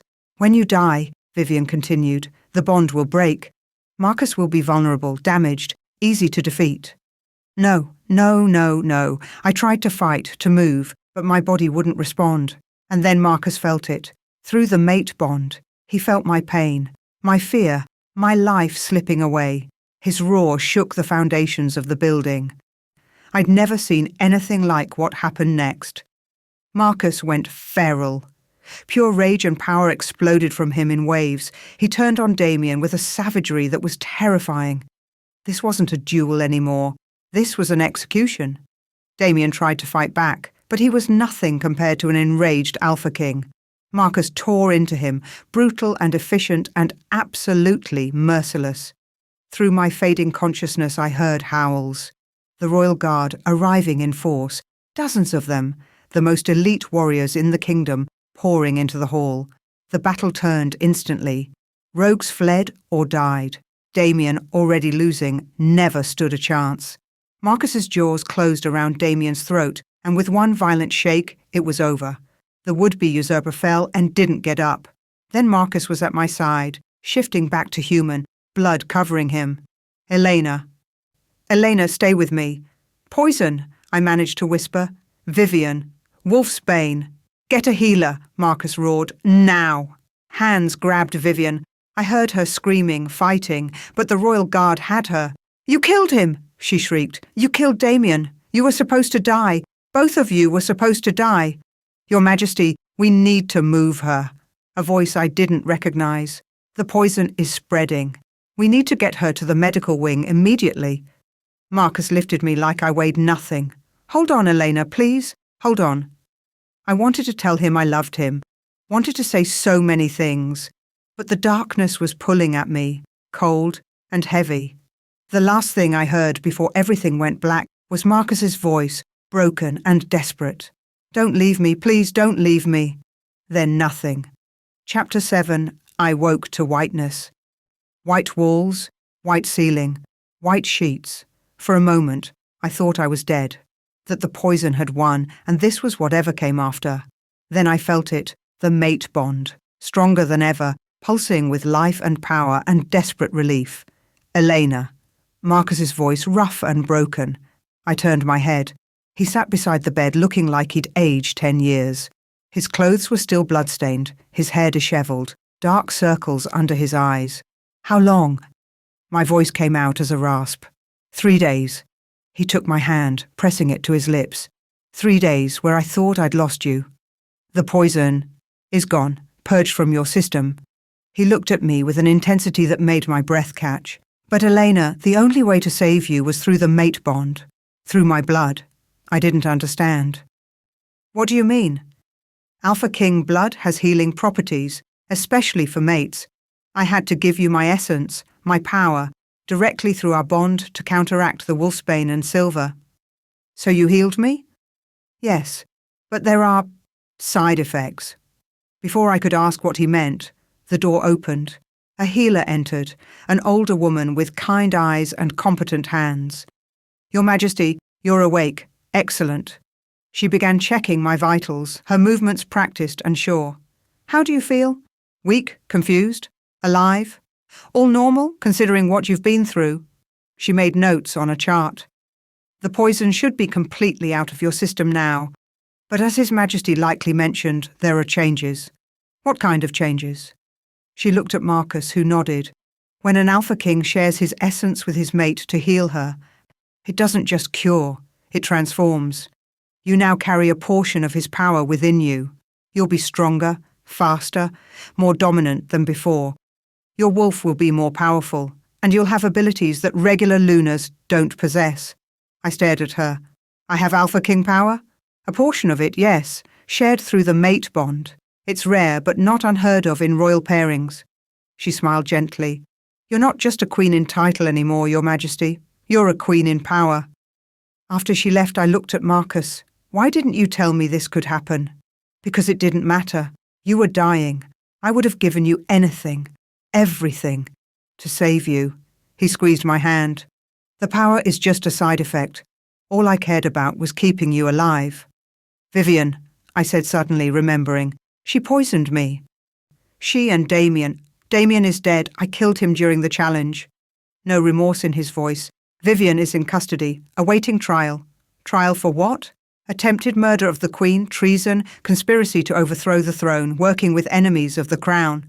His expression hardened. The traditional punishment is execution.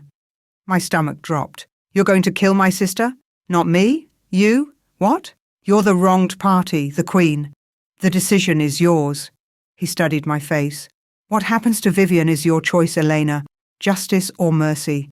The kingdom will support whatever you decide. I was released from the medical wing 2 days later, with strict instructions to rest and let my body adjust to the new power coursing through me. I could feel it, a constant hum beneath my skin, like electricity waiting to be unleashed. When I shifted, my wolf was larger, stronger, her coat shimmering with the same silver markings Marcus had. You're magnificent, he told me the first time I shifted after waking. I felt magnificent, but also terrified of what this power meant. The trial was set for the following week. Marcus wanted to give me time to recover, but the council was insistent. Vivian's crimes were too severe to delay justice. I spent those days in our new quarters, not the tiny apartment anymore, but a suite in the royal compound that Marcus's people had prepared. It was beautiful, luxurious, and felt nothing like home. You'll adjust, Caroline assured me, continuing my queen training despite my recent near-death experience. It takes time, but you'll come to see this as home. I wasn't so sure. The night before the trial, I couldn't sleep. I stood on the balcony of our suite, looking out over the grounds, wrestling with an impossible decision. Marcus found me there, wrapping a blanket around my shoulders. Talk to me, he said. She tried to kill me. She betrayed our family, worked with a man who wanted to overthrow you, poisoned me for weeks. My voice cracked. And she's my sister. How do I decide if she lives or dies? What does your heart tell you? My heart is broken. My wolf wants vengeance. My human side wants mercy. I don't know which one to listen to. He pulled me into his arms. Then listen to what makes you you. The woman I fell in love with. What would she do? I leaned against him, feeling his strength, his warmth. I don't know if I can be that woman anymore. Not after everything that's happened. You're still her, the power, the crown. Those are just additions. The core of who you are hasn't changed. I wanted to believe him. The trial took place in the Great Hall, fully repaired from the battle. Every seat was filled. Pack alphas, council members, important wolves from across the territories, and in the centre, in chains that suppressed her wolf, stood Vivian. She looked terrible. Thin, pale, her hair lank and eyes hollow. When she saw me enter, something flickered across her face. Fear, regret, defiance. I took my seat on the throne beside Marcus, a piece of furniture I still wasn't comfortable with, and tried to project confidence I didn't feel. The head councilwoman read the charges, each one more damning than the last. How do you plead? She asked Vivian. My sister lifted her chin. Guilty to all of it. Murmurs rippled through the crowd. Do you have anything to say in your defence? Vivian looked at me. Really looked at me.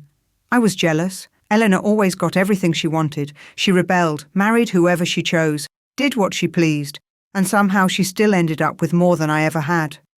More than I ever could have. Her voice broke. I wanted what she had, and when Damien offered me a chance to take it, I took it. You tried to kill her? Marcus said, his voice like stone. I wanted to destroy the bond, to make her weak, make her leave you. I thought if she was gone, if the mate bond broke, maybe you'd see me, choose me. She laughed bitterly. Oh, stupid, I was so stupid. The councilwoman turned to me. Your Majesty, as the wrong party, the decision falls to you. What is your judgment? Every eye in the room locked on me. I stood, feeling the weight of the crown I wasn't yet wearing. Vivian Ashford, you betrayed me, betrayed our family. You worked with enemies of the throne, poisoned your own sister, and helped orchestrate an attack that killed innocent wolves. She bowed her head. The traditional punishment for your crimes is execution. I heard my father make a sound of distress from the audience. However, I took a breath. I am not a traditional queen, and I believe in mercy. Vivian's head snapped up. You will be stripped of your pack status, banned from Silver Moon territory and from all territories under my protection. You will be exiled, Vivian, sent away with nothing but the clothes on your back. You will live as a lone wolf, without pack, without family, without the life you tried to steal from me. Elena, she whispered. This is mercy, I said firmly, more than you deserve, but I will not have my sister's blood on my hands, no matter what she's done. You're banished. Forever. If you ever return, if you ever threaten my pack or my king again, the mercy ends. Do you understand? She nodded, tears streaming down her face. Thank you. I don't deserve it, but thank you. No, you don't. I sat back down. Take her away. Guards led Vivian out. She looked back once, meeting my eyes, and I saw everything she'd lost reflected there. I'd given her life, but I'd taken everything else. When the doors closed behind her, the room erupted in discussion. Some approved of my mercy. Others thought I was weak. Marcus leaned over. That took more strength than execution would have. Did I do the right thing? You did what was right for you. That's all any queen can do. My father requested an audience the next day. He came alone, looking older and more tired than I'd ever seen him. He didn't sit when Marcus offered. Just stood there, hands clasped, head bowed. I failed, he said quietly, as a father, as an alpha, as a man. Vincent, Marcus started, please let me finish. My father looked at me. Elena, I should have protected you from your sister, should have seen what she was becoming, should have believed in your choices instead of mocking them. He took a shaky breath. I'm stepping down as Alpha of Silver Moon. I'm not worthy of the position. Dad, you don't have to. Yes, I do. My daughter nearly died because I was blind to the poison in my own family. I disowned you for making the best decision of your life. I failed at the most basic responsibility of a father and an alpha, protecting my people. Marcus stood. Vincent, the council accepts your abdication. We'll need to appoint a new alpha for Silver Moon territory. I recommend Chase, my father said. He's young, but he's level-headed. Fair, he never turned against Elena. I thought of my younger brother. He'd be a good choice. Then it's settled. Marcus's tone was formal. Chase Ashford will be appointed Alpha of Silver Moon, effective immediately. My father nodded. Then he looked at me. Really looked at me. I'm proud of you. I should have said that years ago. You're going to be an extraordinary queen. I don't feel extraordinary. I feel lost. That's what makes you perfect for this. You remember what it's like to be uncertain, to struggle. That empathy will make you a better leader than someone who's never doubted. After he left, I turned to Marcus. I don't know how to do this, how to be what everyone needs me to be. Then let me show you. He extended his hand. Starting now. No more wallowing in self-doubt. You're the queen. Time to act like it. The training was intensive. Caroline taught me protocol and etiquette, but Marcus taught me power. Feel the dominance inside you, he instructed as we stood in a private training room. The Alpha King essence. It's part of you now. Learn to wield it. I closed my eyes, reaching for that humming energy beneath my skin. When I opened them, power radiated from me in waves. Good. Now, direct it. Choose a target and make them submit. He'd brought in volunteers, strong wolves who'd agreed to help with my training. I focused on one, pushing my dominance toward him. He dropped to his knees, head bowed, unable to resist. Excellent, Marcus said. Now pull it back gently. Control is just as important as strength. I practiced for hours each day, learning to shift faster, fight better, command with just a look. The power was intoxicating and terrifying in equal measure. You're a natural, Riker told me after I managed to hold off 3 of his best guards in a sparring match. Your Majesty, you're going to be formidable, but the hardest lessons weren't about power, they were about politics. Every word you speak in public will be analysed, Caroline explained. Every gesture, every expression, you represent not just yourself, but the entire throne. No pressure, I muttered. Precisely. Enormous pressure. Which is why we practice. She made me rehearse speeches, practice walking in formal gowns, learn the names and histories of hundreds of important wolves. My brain felt like it would explode. I was happy teaching second graders, I told Marcus one night, collapsing onto our bed. This is insane. You were wasted teaching second graders. He lay down beside me. Don't get me wrong, I'm sure you were an excellent teacher, but Elena, you were meant for more. You just didn't know it yet. How can you be so sure? Because I've watched you. The way you stood up to your father, the way you showed mercy to Vivian when execution would have been easier. The way you handle yourself with grace even when you're terrified. He touched my face. You have something most people born to power never develop. A good heart. That's why I chose you. You chose me because of the mate bond. The mate bond brought us together, but I chose to love you because of who you are. Your kindness, your strength, your pure heart that sees good in people even when they don't deserve it. Tears burned my eyes. I'm scared I'll let you down. Impossible, you could never. 3 weeks after the trial, I had to face my former pack for the first time as Queen. Chase's official appointment ceremony was being held at the Silver Moon Pack House. Marcus and I would attend as the reigning Alpha King and Queen. I wore a dress that cost more than my old monthly salary, my hair styled perfectly, makeup flawless. I looked like a queen. I still felt like Elena, the rebellious daughter who'd been disowned. You ready? Marcus asked as our car pulled up to the estate. No. But let's do it anyway. The moment we stepped out, wolves began bowing. Every single one of them. Pack members who'd ignored me, gossiped about me, mocked my marriage, all on their knees. Azera Chen, my former colleague who'd pitied me, was there. Your Majesty, she said, head down. I'm so sorry for how I treated you. Rise, I said, using the formal language Caroline had drilled into me. Your apology is noted. Tom Bradford, who'd scoffed at my poor choice, practically grovelled. I was wrong about your husband, Your Majesty. So very wrong. Yes, you were. I kept my voice level, regal. But you're not wrong anymore. Learn from it. Kelly, my childhood friend who'd excluded me from her engagement party, had tears in her eyes. Elena, Your Majesty, I'm so ashamed. You're the same person you always were, and I treated you terribly because of who you married. This one hurt more. Kelly had been a real friend once. You made a choice, I said quietly, based on status and appearances. I hope you make better choices in the future. Marcus's hand found mine, steadying me. The ceremony itself was beautiful. Chase stood tall as Marcus formally appointed him Alpha of Silver Moon. My brother looked nervous but ready. When it was over, he approached us. Thank you for giving me this chance. You earned it, Marcus said. Your sister speaks highly of you. Elena, I'm sorry I didn't defend you more. When father disowned you, when Vivian was being cruel, I should have stood up for you. You're standing up now. That's what matters. We stayed for the reception, making polite conversation with wolves who'd written me off weeks ago.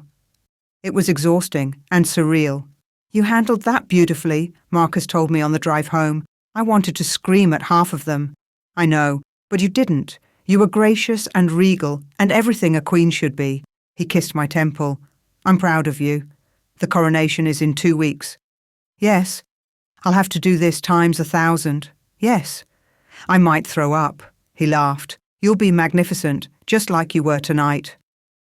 The preparations for the coronation consumed everything. Designers, planners, security teams, protocol experts, all descending on the royal compound to ensure every detail was perfect. I had fittings for the coronation gown, rehearsals for the ceremony, briefings on who would attend and what each moment would signify. This is the most important event in a generation, Caroline reminded me daily. The first coronation of a queen in 50 years. Everything must be flawless. The pressure was enormous, but slowly something shifted inside me. I stopped feeling like an imposter, stopped questioning whether I belonged.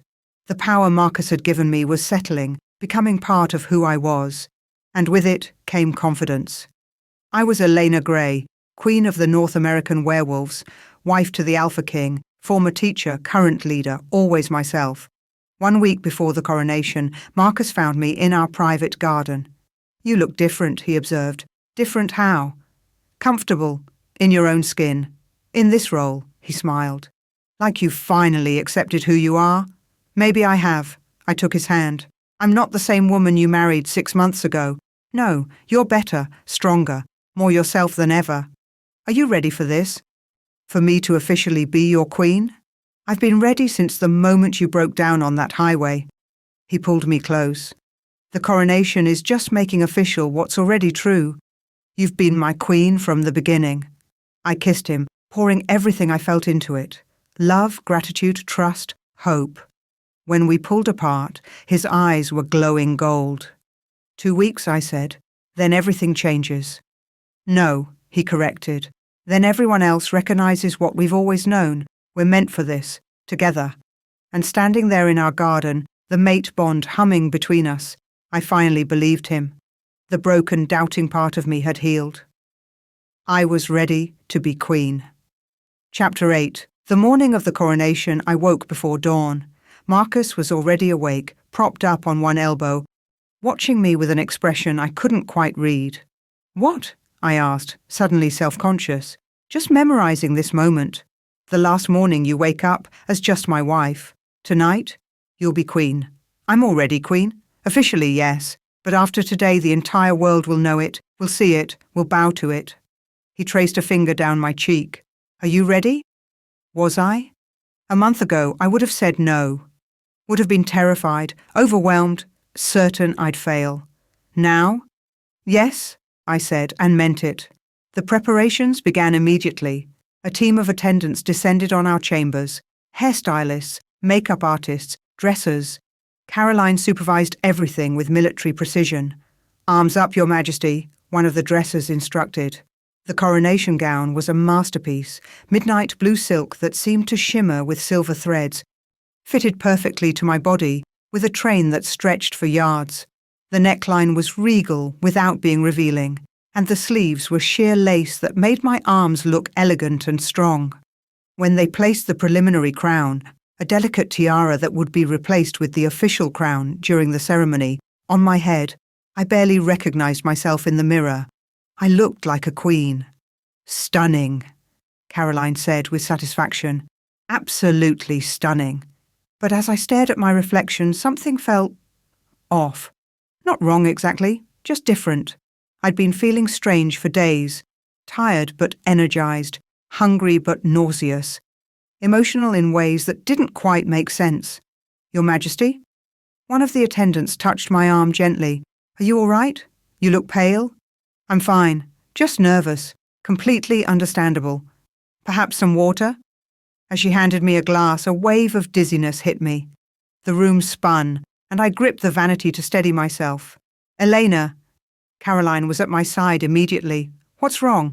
"I don't know, I just felt—" The royal healer, who'd been on standby for the ceremony, pushed through the attendants. "Let me check her." She pressed her hand to my forehead, then my wrist, checking my pulse. Her eyes widened. "Everyone out," she said sharply. "Now!" The attendants scattered. Caroline hesitated, but the healer gave her a look that brooked no argument. When we were alone, the healer smiled. "Your Majesty, when was your last cycle?" I blinked. I don't know. With everything that's been happening, I haven't really paid attention. Why?" "Because unless I'm very much mistaken, you're pregnant." The world stopped. "What?" "Pregnant, with the Alpha King's heir." She pressed her hand to my stomach, her power flowing through me, assessing. "Yes, definitely pregnant. Maybe 4 weeks along. Still very early, but the life force is strong." I sat down hard on the stool. "I'm pregnant. Congratulations, Your Majesty. This is wonderful news." I'm being crowned in 3 hours. I know, which is why we need to tell His Majesty immediately and decide how to handle the announcement. Marcus. Oh God, Marcus didn't know. Bring him here, I said, now, please. He arrived within minutes, concern written all over his face. What's wrong? Is she hurt? She's fine, Your Majesty, the healer said. More than fine. Congratulations. You're going to be a father. The expression on Marcus's face was something I'd treasure forever. Shock, joy, wonder, love, all cycling through in rapid succession. Pregnant? He breathed. Pregnant, I confirmed, my own shock starting to give way to something else. Excitement, terror, joy. He crossed to me in 2 strides, pulling me into his arms. Elena, my God, Elena. I know. We're having a baby. Apparently. He laughed, the sound full of pure happiness. Then he pulled back, concern flickering across his face. Are you okay? Is the baby okay? Should you still do the coronation? Maybe we should postpone. We're not postponing, I said firmly. I'm fine, the baby's fine, and I'm being crowned today as planned. But no buts. This baby will be born to a queen, to parents who are already ruling. I won't let pregnancy stop me from claiming what's mine. Pride shone in his eyes. That's my queen. However, the healer interjected, we do need to decide about announcing it. Royal pregnancies are significant news, the first heir to the Alpha King in a generation. I looked at Marcus. What do you think? I think it's your choice. This is your coronation, your moment. If you want to announce it, we will. If you want to wait, we wait. I thought about it, about standing in front of all those alphas, all those packs, claiming my crown and my power, and then announcing that I was carrying the future of the kingdom. It felt right. It felt perfect. We announce it, I said, at the end of the ceremony, after the crown is placed. We tell them their queen is carrying the heir to the throne. Marcus grinned. The entire werewolf world is going to lose its mind. Good. Let them. The coronation hall was breathtaking. Thousands of candles lit the space, their flames reflecting off gold and crystal. Every alpha in North America was present, along with their lunas and betas. The council sat in places of honor, and at the front, on a raised dais, sat 2 thrones. One for the king, one for me. Music swelled as I entered, walking alone down the center aisle. Marcus was already seated, regal and powerful in formal attire, the Alpha King's crown on his head. But his eyes were only for me. I held my head high, feeling the weight of thousands of gazes. Some looked at me with respect, others with curiosity, a few with barely concealed resentment. I met every single stare with confidence. When I reached the dais, Marcus stood. The entire room stood with him. The head councilwoman stepped forward, holding the Queen's crown on a velvet pillow. It was magnificent, white gold and diamonds, with a centerpiece sapphire the size of my thumb. Elena Gray, she intoned, her voice carrying through the vast space. You stand before this assembly to be crowned as Alpha Queen of all North American packs. Do you accept this responsibility? I do. Do you vow to lead with wisdom, strength, and compassion? I do. Do you vow to protect the packs, uphold our laws, and serve our people? I do. She turned to Marcus. Your Majesty, do you accept this woman as your queen, your equal in power and authority, your partner in all things? I do. His voice rang out clear and strong. Now and forever. The councilwoman lifted the crown. Then by the power vested in me by the Council of Alphas, I crown you Elena, Alpha Queen of the Northern Territories, Luna of all packs, protector of our people. The crown settled on my head, and power exploded through me. Not just the Alpha King essence Marcus had given me. Something more. Something ancient and primal and absolutely mine. The coronation crown carried its own magic, linking me to every Alpha Queen who'd come before. Their strength, their wisdom, their power, all flowing into me through the bond of the crown. I gasped, my eyes glowing pure silver gold as the transformation completed. When I opened my eyes, the entire room was on its knees. Rise, I commanded, my voice carrying power that made the air vibrate. All of you, rise. They obeyed instantly. Marcus took my hand, pulling me to stand beside him on the dais. King and Queen. Equals. My people, he said, his voice carrying to every corner. Your queen? The applause was deafening. When it finally died down, Marcus looked at me, raising an eyebrow. The question was clear. Now? I nodded. There is one more announcement, Marcus said, and the room fell silent. Your queen and I are pleased to share that we are expecting our first child. An heir to the throne will be born within the year. The explosion of sound was even louder than the applause, cheering, howling, celebration erupting from every corner. I stood there, crowned and pregnant, and felt complete.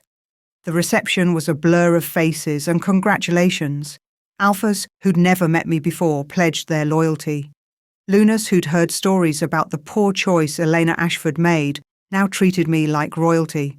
It should have felt validating. Instead, it just felt exhausting. You're doing beautifully, Marcus whispered during a brief moment of privacy. But you look tired. We can leave whenever you want. Not yet. There's something I need to do first. My father had been hovering at the edge of the reception all night, not approaching, not leaving, just there. I made my way to him, conscious of every eye tracking my movement. Your Majesty, he said formally, bowing. Father. I kept my voice neutral. Walk with me. We stepped out onto a balcony overlooking the gardens, away from the crowd, away from the performance. You were magnificent in there, he said quietly. A true queen. Thank you. Elena, I know I don't deserve your forgiveness. I know I failed you in every way that mattered. But I'm trying to be better, to do better. He looked at me, really looked at me. Is there a chance we can rebuild what we had? I thought about it, about the father who'd raised me, trained me, loved me, until I didn't meet his expectations. About the man who'd disowned me for choosing my own path, about the man standing before me now, genuine remorse in his eyes. We can try, I said finally, but it's going to be on my terms.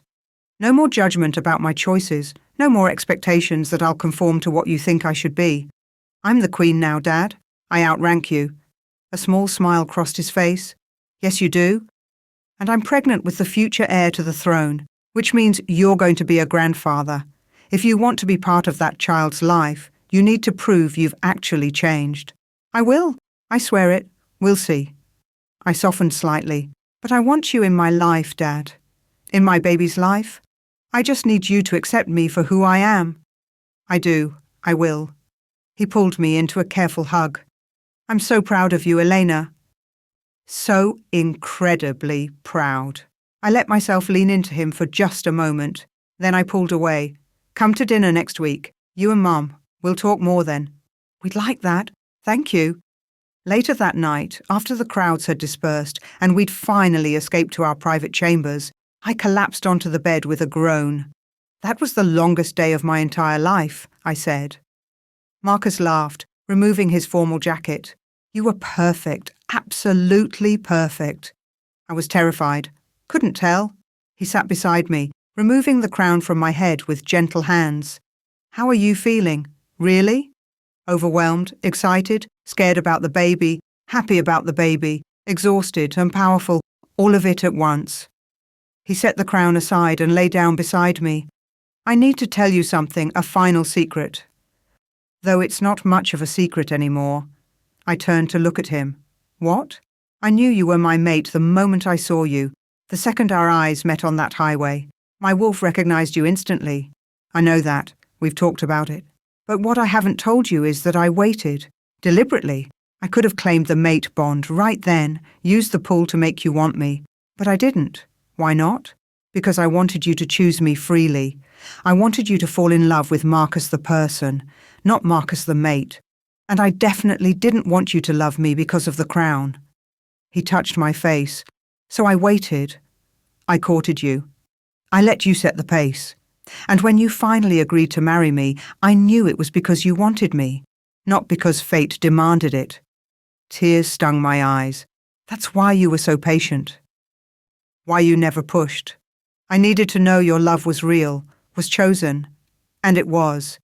You chose me, Elena, before you knew I was a king. Before you knew anything except that I was a mechanic who made you laugh. "I'd choose you again," I whispered. "Every single time." He kissed me, slow and deep and full of love. "We're going to be amazing parents," he said when we pulled apart. "How do you know?" "Because we're amazing partners. We choose each other every day. We'll teach our child to do the same."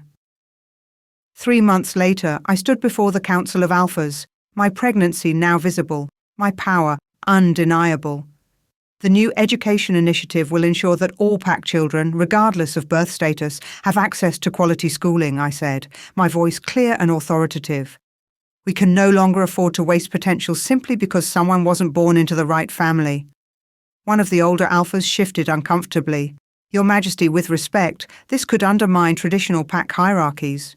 "Good," I said bluntly, because those hierarchies are what allowed talented wolves to be dismissed as beneath notice. They're what let people like Damien rise to power through connections rather than merit. And they're what nearly cost me my mate because my family couldn't see past his job title.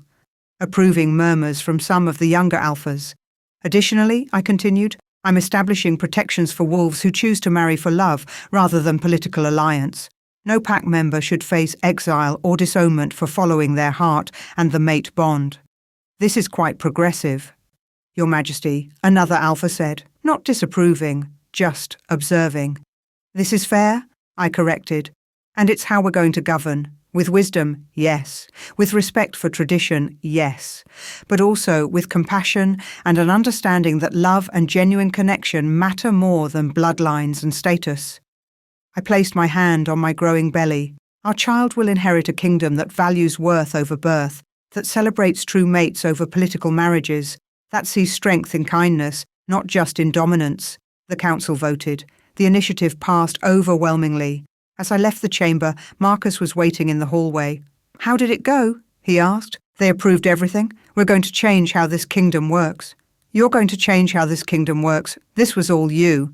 We're a team. Yes, he agreed. But you're the one with the vision. I'm just here to support it. That evening, a letter arrived. I recognized Vivian's handwriting immediately. Elena, I heard about your coronation. About the baby. Of course I did. It's all anyone's talking about. I want to say I'm happy for you, but I'd be lying. I'm jealous, bitter, angry that you have everything I wanted. But I'm also sorry. Genuinely sorry. What I did was unforgivable. I know that. I poisoned you, betrayed you, tried to destroy the one good thing in your life because I couldn't stand that you were happy. I'm alone now. Truly alone. No PAC, no family, no home. This is what I deserve. This is justice. I don't expect forgiveness. I don't even deserve a response to this letter. I just wanted you to know that I see what I lost. I see what I threw away by being so consumed with jealousy and status. You were always the stronger sister. I just never wanted to admit it. Take care of yourself and your family. V, I read the letter twice, then handed it to Marcus. How do you feel? He asked after reading it. Sad. For her. For what could have been. I folded the letter carefully. But not guilty? I gave her mercy when I could have given her death. What she does with her exile is up to her. You're kinder than I would have been. I'm exactly as kind as I need to be. No more, no less. Later that night, we stood on our private balcony, looking out over the kingdom we rule together. Do you ever regret it? Marcus asked. Giving up your old life? The teaching, the simplicity, the anonymity? I thought about it honestly. Sometimes I miss the classroom, miss the kids, miss being just Elena. I leaned against him. But I don't regret any of it. This is where I'm supposed to be. I used to think I needed to hide who I was, to find real love, Marcus said quietly. That being king made genuine connection impossible, but you proved me wrong. How? Because you loved me when you thought I was nothing. Just a mechanic with motor oil under his nails and a beat-up truck. You saw worth in me when I had no title, no power, nothing to offer but myself.